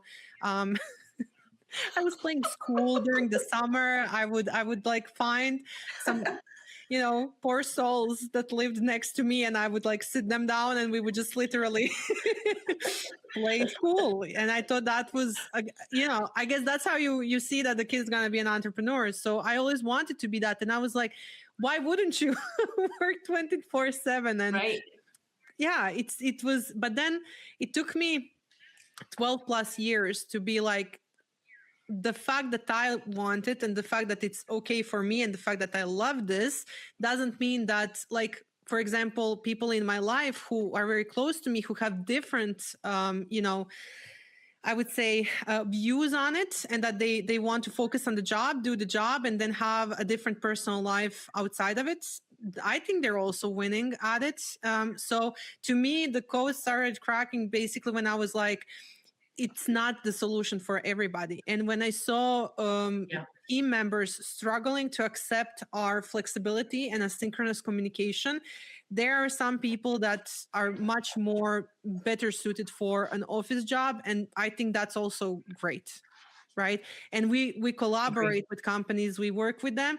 But I started hiring based on more of the attitude, skill set, matched organizational culture, habits.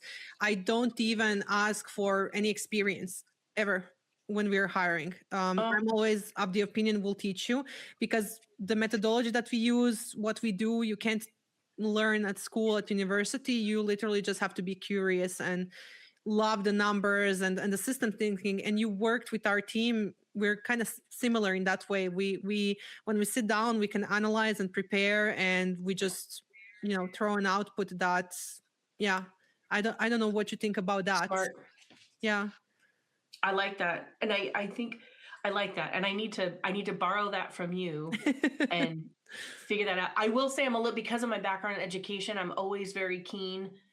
What I have noticed, especially in the consulting world, because we are consultants, and I like to say professional services because we actually produce, Yeah. not to slice it too thin, but when you go into, so my team all has graduate degrees, and here's my experience. When you have a graduate degree, you get very humble in what you don't know. Mm, And that maturity is what you need when you're talking to executives. yep. When you have a bachelor's degree, if you're not mature enough and in your own skin mature enough, let alone mature in the industry, and you're given the privilege of speaking to an executive and you don't know how to harness that in a way that doesn't make it seem like what's obvious to you is not obvious to them. You don't know how to maturely handle that conversation.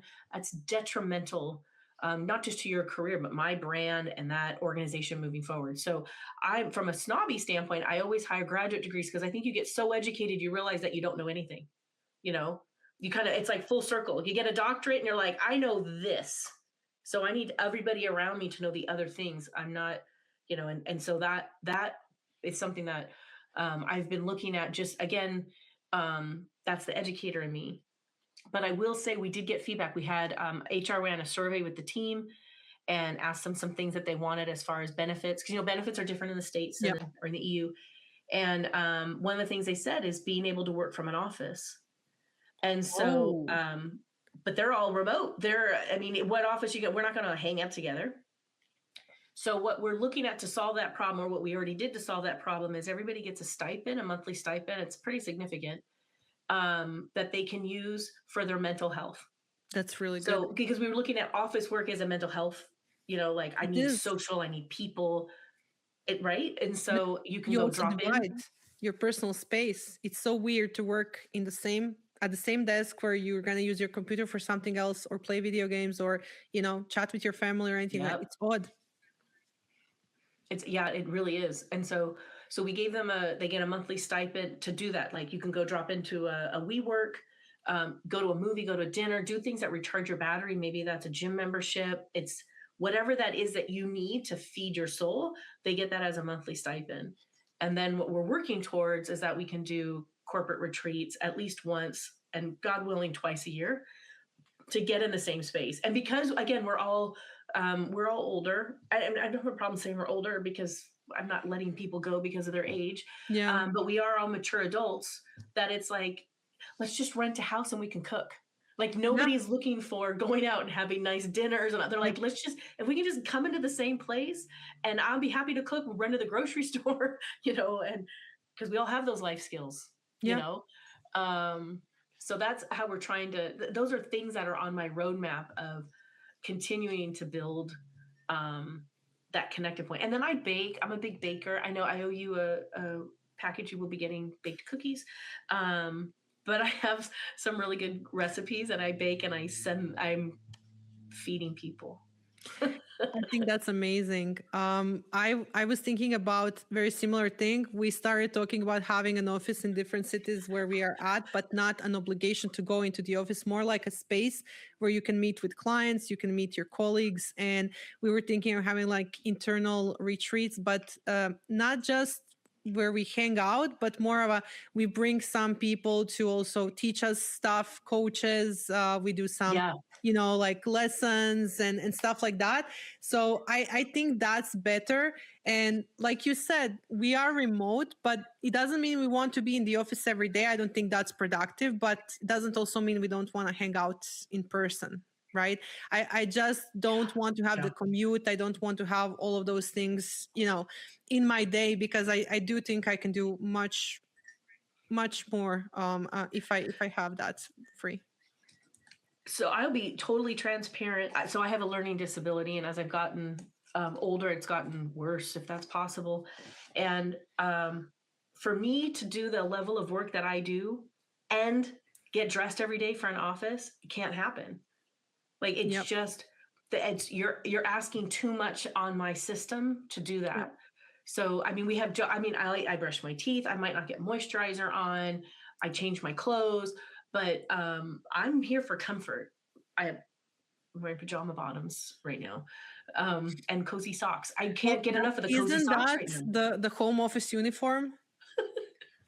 Right, right, right. So from that standpoint, if we're going to produce and we're going to create and we're going to try to pivot in the market, which means if we're going to change the way that we're having these conversations, I have to be outside of the narrative Yeah. that's going on, and I have to go deep inside to figure out, like, no, what are these core value conversations? I do miss the social stuff. I'm disappointed that I can't just grab someone and be like, hey, you want to go to a movie? You want to go grab lunch? Yep. That bums me out. Yeah. But then at the same time, I know about their kids, I know about their lifestyle. Like, and then I have some friends that are traveling right now in another state, and I'm like, hey, can you go take my friends out to dinner? That's Company will pay really for it. great. But could you Yeah. go, connect? So that is a real balancing thing for me. Is when I was driving, and I mean, I've done my office time, and it helped me with transitioning sometimes, but literally the idea of having to get up every day and do my hair and have a brand new outfit, like, that That, matches. that's also Oof. costs, the makeup, Shoes that the are, clothes, oh, the yeah. food, the lunches, it accumulates. I do agree with you, and I think we have, I would say, the luxury of this industry of what we're, you're a consultant, I'm a consultant, we do different work, but essentially we are both professional services. We have that luxury that we can do this, so why not do it, why not use it? You can't be a doctor that works from home. That's impossible. Right? There are jobs that just, you have to do that. But I do think that if you can combine stuff, if you can, adjust your life to your work and not adjust work to your life, that's way better. Agreed. So I think we're both agreeing on that. I would, add one last Okay. question before we wrap up. My question would be, Yes, you ma'am. work with huge companies, so it's not small businesses like mine. It's usually bigger companies with a lot of departments.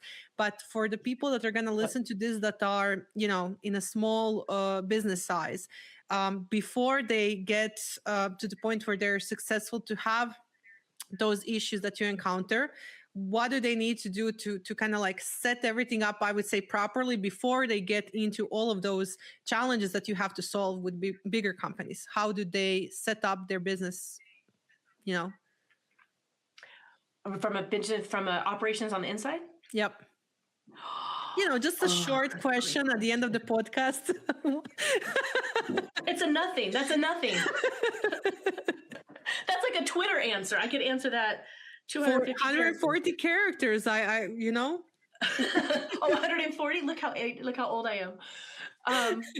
What to set up. So I will tell you this. So I was a solopreneur, but I never acted like a solopreneur. And here's a cheat code. People pay companies more than they pay people. Yeah, So that's if you're true. going to have your own business and you're a single shop, do not do mybusinessname@gmail.com. Don't do it. Do not do it. Spend the $5. Do you know how cheap URLs are to buy? Domain names are very cheap. Get out there and buy a domain name. Buy the one that works for you. If you can get a .com, people will think you're around here longer. And we have different. We're .com, .net, and we have .ai. So we have those in our arsenal. Get your dots. And I know you have agency, but you've got a lot of same thing. You've got a lot of the domain names. You've seen Get your me domain name. pop up with like .agency, .hr, .eu. It's like, hey Jenifer. Yes.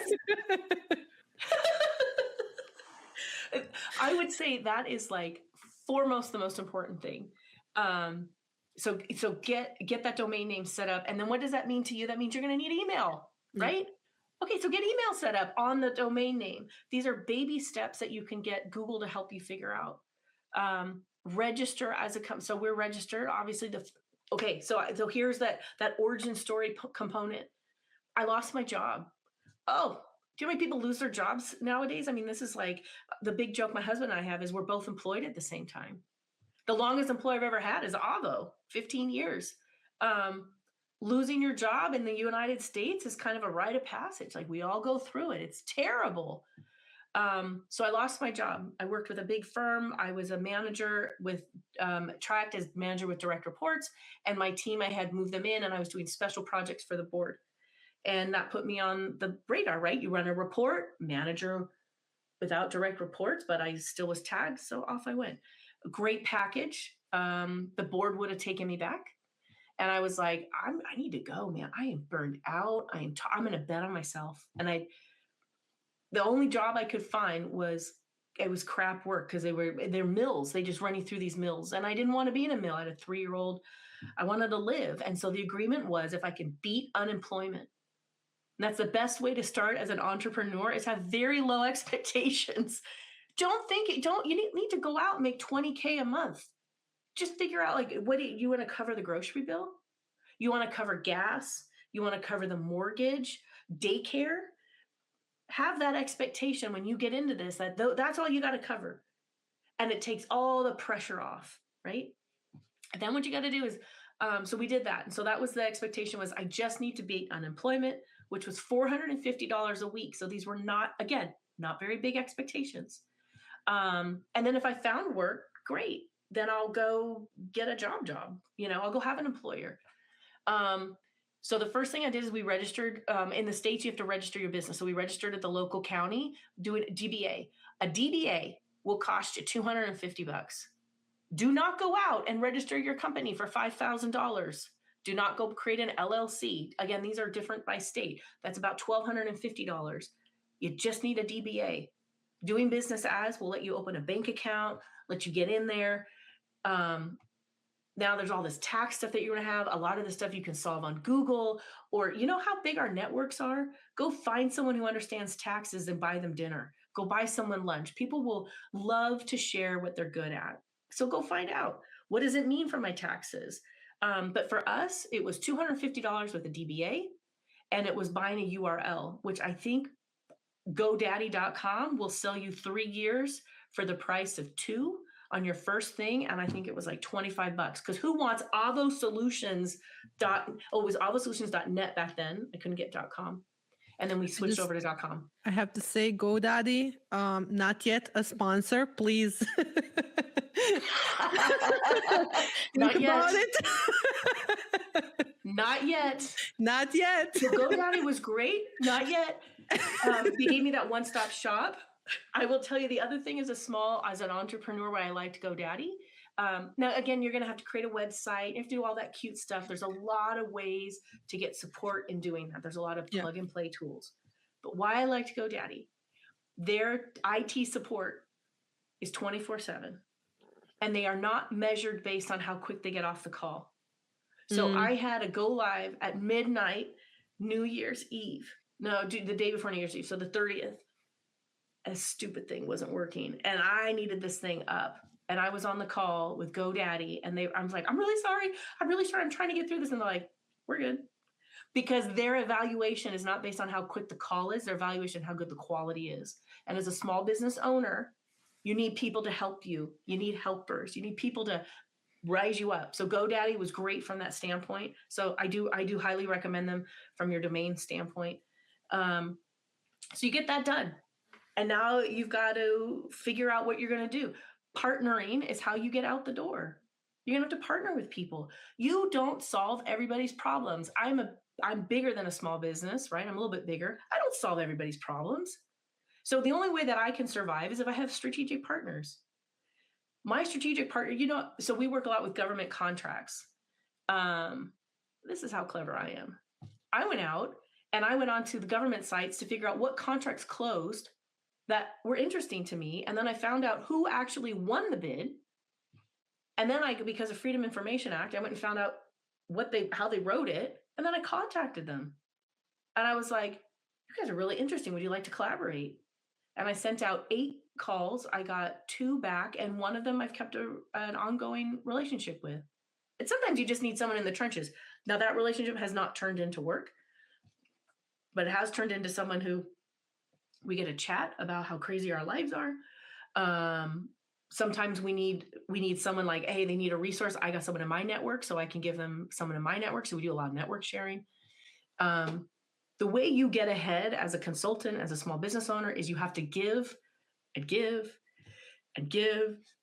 And at some point it comes back to you. This is not a currency thing. This is, you're creating the world you want to live in. So go create it. So the important thing is, bottom line, you got to get the domain name. The minute we started hiring, so my daughter's an employee, right? She helps me with tasks that are age appropriate around the office. I don't need HR for my kid.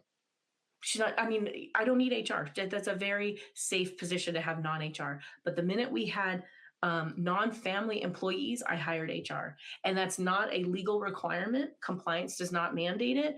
But I'm telling you right now, you want to do the right thing by people. And I am shocked and in horror of what small businesses do and how they treat people. I'm in California. We have a lot of lies. We're like a mini EU. So we have a lot of regulations. And you get in a lot of trouble if you don't follow them. And you can't keep up on your industry and what you're supposed to be doing. So we are a small company. We steward small so that we can steward big. So we have IT services. Now, this is us these many years in. Once we started growing into the different states, I don't want to be your IT support if the laptop's not working. Don't call me. So we pay for IT services. We went from just having a bookkeeper to now I have a CFO. But then I also have a financial strategist, because as a business owner, this funnel feeds my personal life as well. And so I need someone who looks at both. And that was really hard for me to find. So we have a financial strategist that helps us with the workflow of money. Now, this is 15 years in. This is, I want to say we make significant money. I don't know, big money to some people is small money to others. But I make sure that every step is a very stable step, is how I look at it. But getting out the door, well, the joke is, I will tell you this, but I'll meet people and they'll think we have VC money. They want to know who's invested in us. And I'm like, no. And I think the name is bootstrapping. Yeah, bootstrap. And I'm like, am I bootstrapped? True, full transparency. I had an old laptop, hot software, $250 to get a DBA, and I took $1,000 that I had earned as just Jenifer Namestka, and I used that to open a bank account. And then when we structured as a corporation, they said, well, where'd the $1,000 come from? And I'm like, I don't know, savings account. Like, I don't know. So we started with $1,000, and that when we were and books, all these books behind me, these are personally purchased books. And this is not even a glimpse of it, because I can only be as good as I'm well read. But those are the things, that you need to start. But do not do yourself a disservice and call yourself by name. Don't listen to the influencers who you want brand identity as your. Yes, you do, but a company will pay you more. They're going to pay Tony Williams because Tony Williams built a brand around his name, but he started with a company. They will pay you more as a company if you have a company, and you're going to have company overhead, and you got to pay for that overhead. And it's not the same as an employee. If you make $45 as an employee, you don't make $45 as a what do they call it? Freelancer. And I was never freelance. I was a solopreneur, but man, I always ran this place. I've had P&L since we started. I agree with you. I don't believe in just calling yourself a freelancer, because you do have overhead as a business. You are a freelancer. Freelancer to me is a paid part-time or quarter-time worker for a company, and you work under their rules, you work under a contract, you're exclusive with them. It's completely different. So you could still have that employee paycheck, let's say, with that contract, but you're a solopreneur, and whoever thinks that they are not, they're kind of making it harder on themselves. And like you said, personal brand of the CEO and the company brand are not the same thing. You can still have both, but if you tell people that you're an agency, it's gonna be much more different. I remember when I started Proprium, there were times when I would say we, and it was just me. It was just me. Totally. I'd be like, I have to check in with my team. The cat sometimes works. gotta go, in the back and ask everybody. We'll figure it out. But you don't have a choice sometimes. Yeah. Yeah. Well, and if the quality's there, yeah, and the value's there, what you're up against is perception. Yep. And if you don't believe that you're worth it, and you don't show up, and I'll give you an example. Louis Vuitton, you have Louis Vuitton out there, the French brand. Yeah. That is like, I don't know, like a middle class, upper middle class thing, right? To carry that bag. Yep.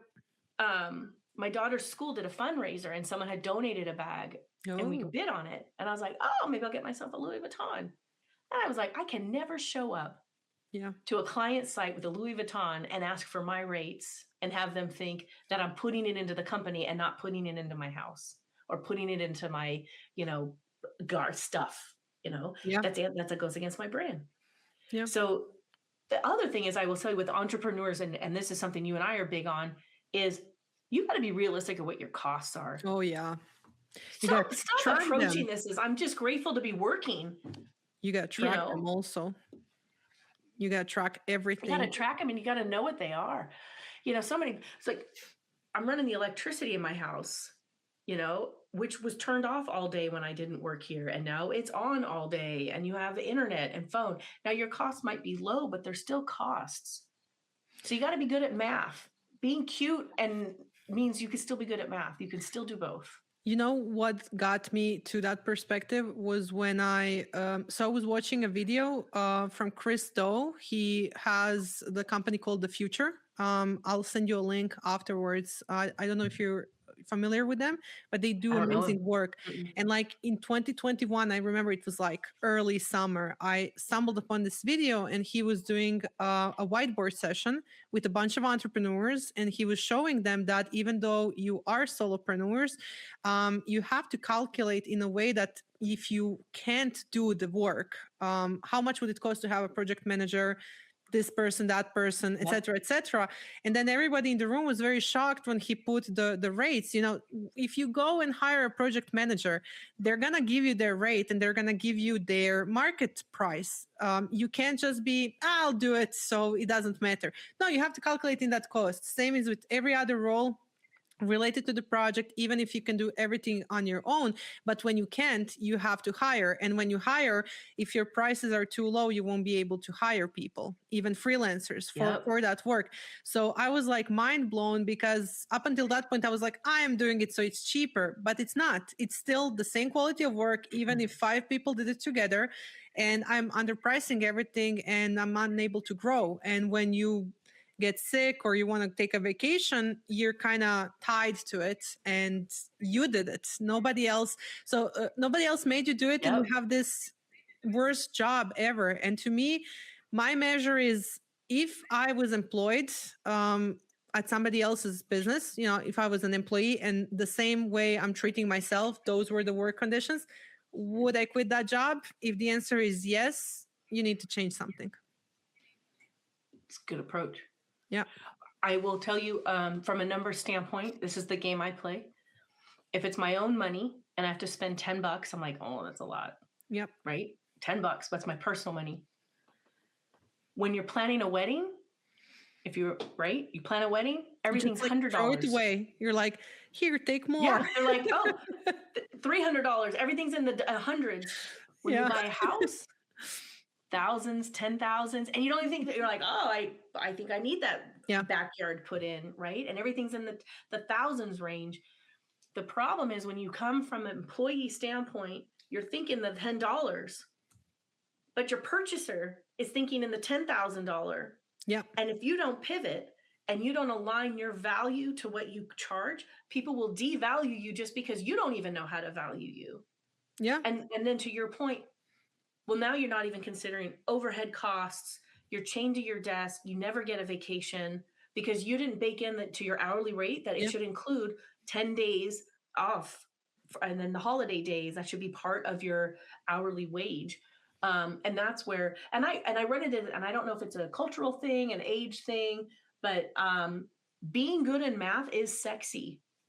So there's this, like, oh, I'm cute, I don't know math. No, if you don't know math, don't get into business. Well, business if you is all don't, math. if you're cute and you don't do math, then you're gonna do girl math, and we all know that girl math is the worst math ever.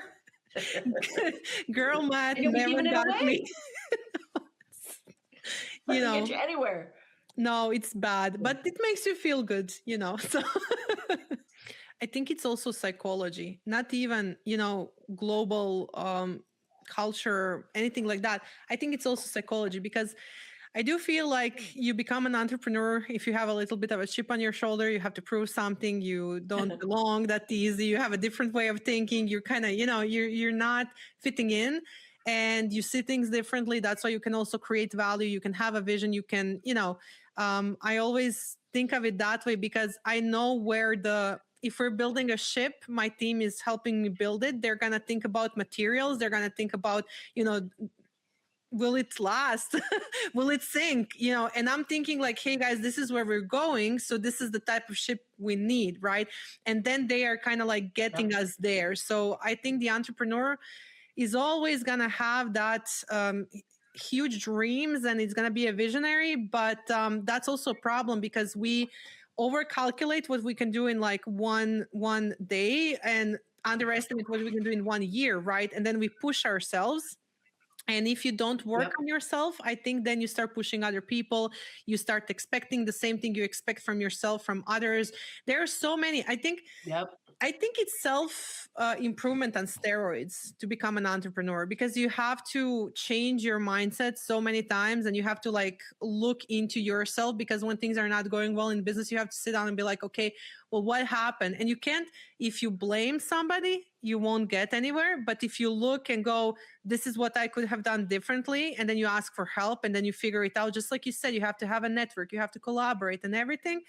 I think then you solve it. And you also learn that you don't know anything. And the more you do it, the more you know that you don't know. And you still continue and you still learn. I remember when I was 20 years old, I thought I was like, I know everything. I'm so smart. I'm amazing. Like, I got this. No, I don't. None of us do. And I really think, just like you said, for people you hire, and for, you know, the experience and everything that everyone has to have, I think you have to get slapped around a little bit by reality until you figure out how to, you know, connect your dreams with reality, and find a system and a plan to do it daily so you don't quit. Because most of this stuff is just boring. This is not like the movies. We're not on a, you know, I don't know how to even Oh, describe right. it. There's But nothing like, sexy. it's just you in your Nope. slippers at home, like typing and just like trying to be like, maybe what I do today will get us there, or maybe we still wait. So it's pretty unsexy. Yeah, Yeah. I totally agree. Like there's no flex. And No. again, when I say like I'm so Where's the mentally Ferrari? taxed, I was there's no promised the flex. Ferrari. What I Where's can my tell you, know what Ferrari? happens? The amount of confidence I have because I can bet on me. Oh Like yeah, I learned to for bet on sure. me, I'm unfazed right? with life stuff. I'm just like, okay, I'll solve it. I don't think people understand that you do have to give up on certain aspects, and that it's Yeah. really hard. It's easier if you have a job and if it's a routine job, you know. So most of the things Yep. have quarterly repetitive stuff, and it's easier for you to be put together because your day is not unpredictable. When you're a small business owner, you're a fireman, firewoman, fireman. You're just like, you know, Everything. my team jokes. For example, we had a moment last year where I deleted this podcast that we're recording right now. I deleted all the episodes. I deleted the YouTube channel. So we were I love this. This is my passion project. I wanted to do this for years. I finally did it, you know. And we were on a working session. So we were literally on a call, few of us, and everybody's doing their stuff. And I'm just like, I went over the costs and I was so smart. I wanted to save like $10 because there was this, I saw this Google account we're not using. Let's just delete it. And I just like do that. And I'm like, I'm so smart. One costs less per month. And I just like update our smart suite and I just move on. And like 30 minutes later, I'm trying to speak to a potential guest and I'm trying to link to our YouTube channel. And there's no YouTube channel, Jenifer. Like, there's the YouTube channel. And I'm like, hey guys, do you and our editor Thea, who's gonna edit this episode, so she's on the call, and I'm just like, hey Thea, did you click something somewhere? You know, I'm just like wondering, you know, did you maybe like what did you do? And she's like, no, I didn't touch it. And she's like, what did you do? Because I tend to do stuff like that. So long story short, we figure out I deleted it. And everybody's just like, what do we do now? And we just start laughing. Because we kind of know we'll figure it out and there's no yelling, pointing fingers and stuff like that. Yeah. And now there's a running joke in the team after we literally renewed the YouTube channel. We had to start from scratch. We had to upload episodes. Took us 3 months, but we added ads, new intro, new outro. We improved it basically. Thanks to that, we wouldn't be doing that, right? So there's a running joke now when new team members join, then everybody tells them, don't worry, you can make a mistake, but you'll never top Laura's mistake. She deleted her whole podcast. So don't worry. So that's now you set the bar high. I set the bar high. It's in our employee handbook. It's like, you don't have to be scared. It's fine. Yeah. Good for you. So yeah, on that note, On that note, right. this podcast needs a part 2 for sure. So I just want I to think so. wrap it up where we are at right now. Okay. Thank you so much for So this fun. conversation. I love the laughs. To be honest, I love how this went, and I think that we kind of we with this conversation we highlighted something that doesn't get talked about enough. I think with the companies that need to think about making systems, doing their workflows, figuring out where they're at. I think everything that you said, basically from them figuring out where they are at now and where do they want to be, is crucial. And for Love that, it. call Jenifer and her team to help you with that. It's going to be, I think that's going to be one of your best moves, because a successful company gets to its place, and then at one point it just needs a little bit of a refreshment, even, I would say. And then it's all about people to move it to the next level. So thank you so much for the call. I hope for the podcast, I hope you had Likewise. fun also.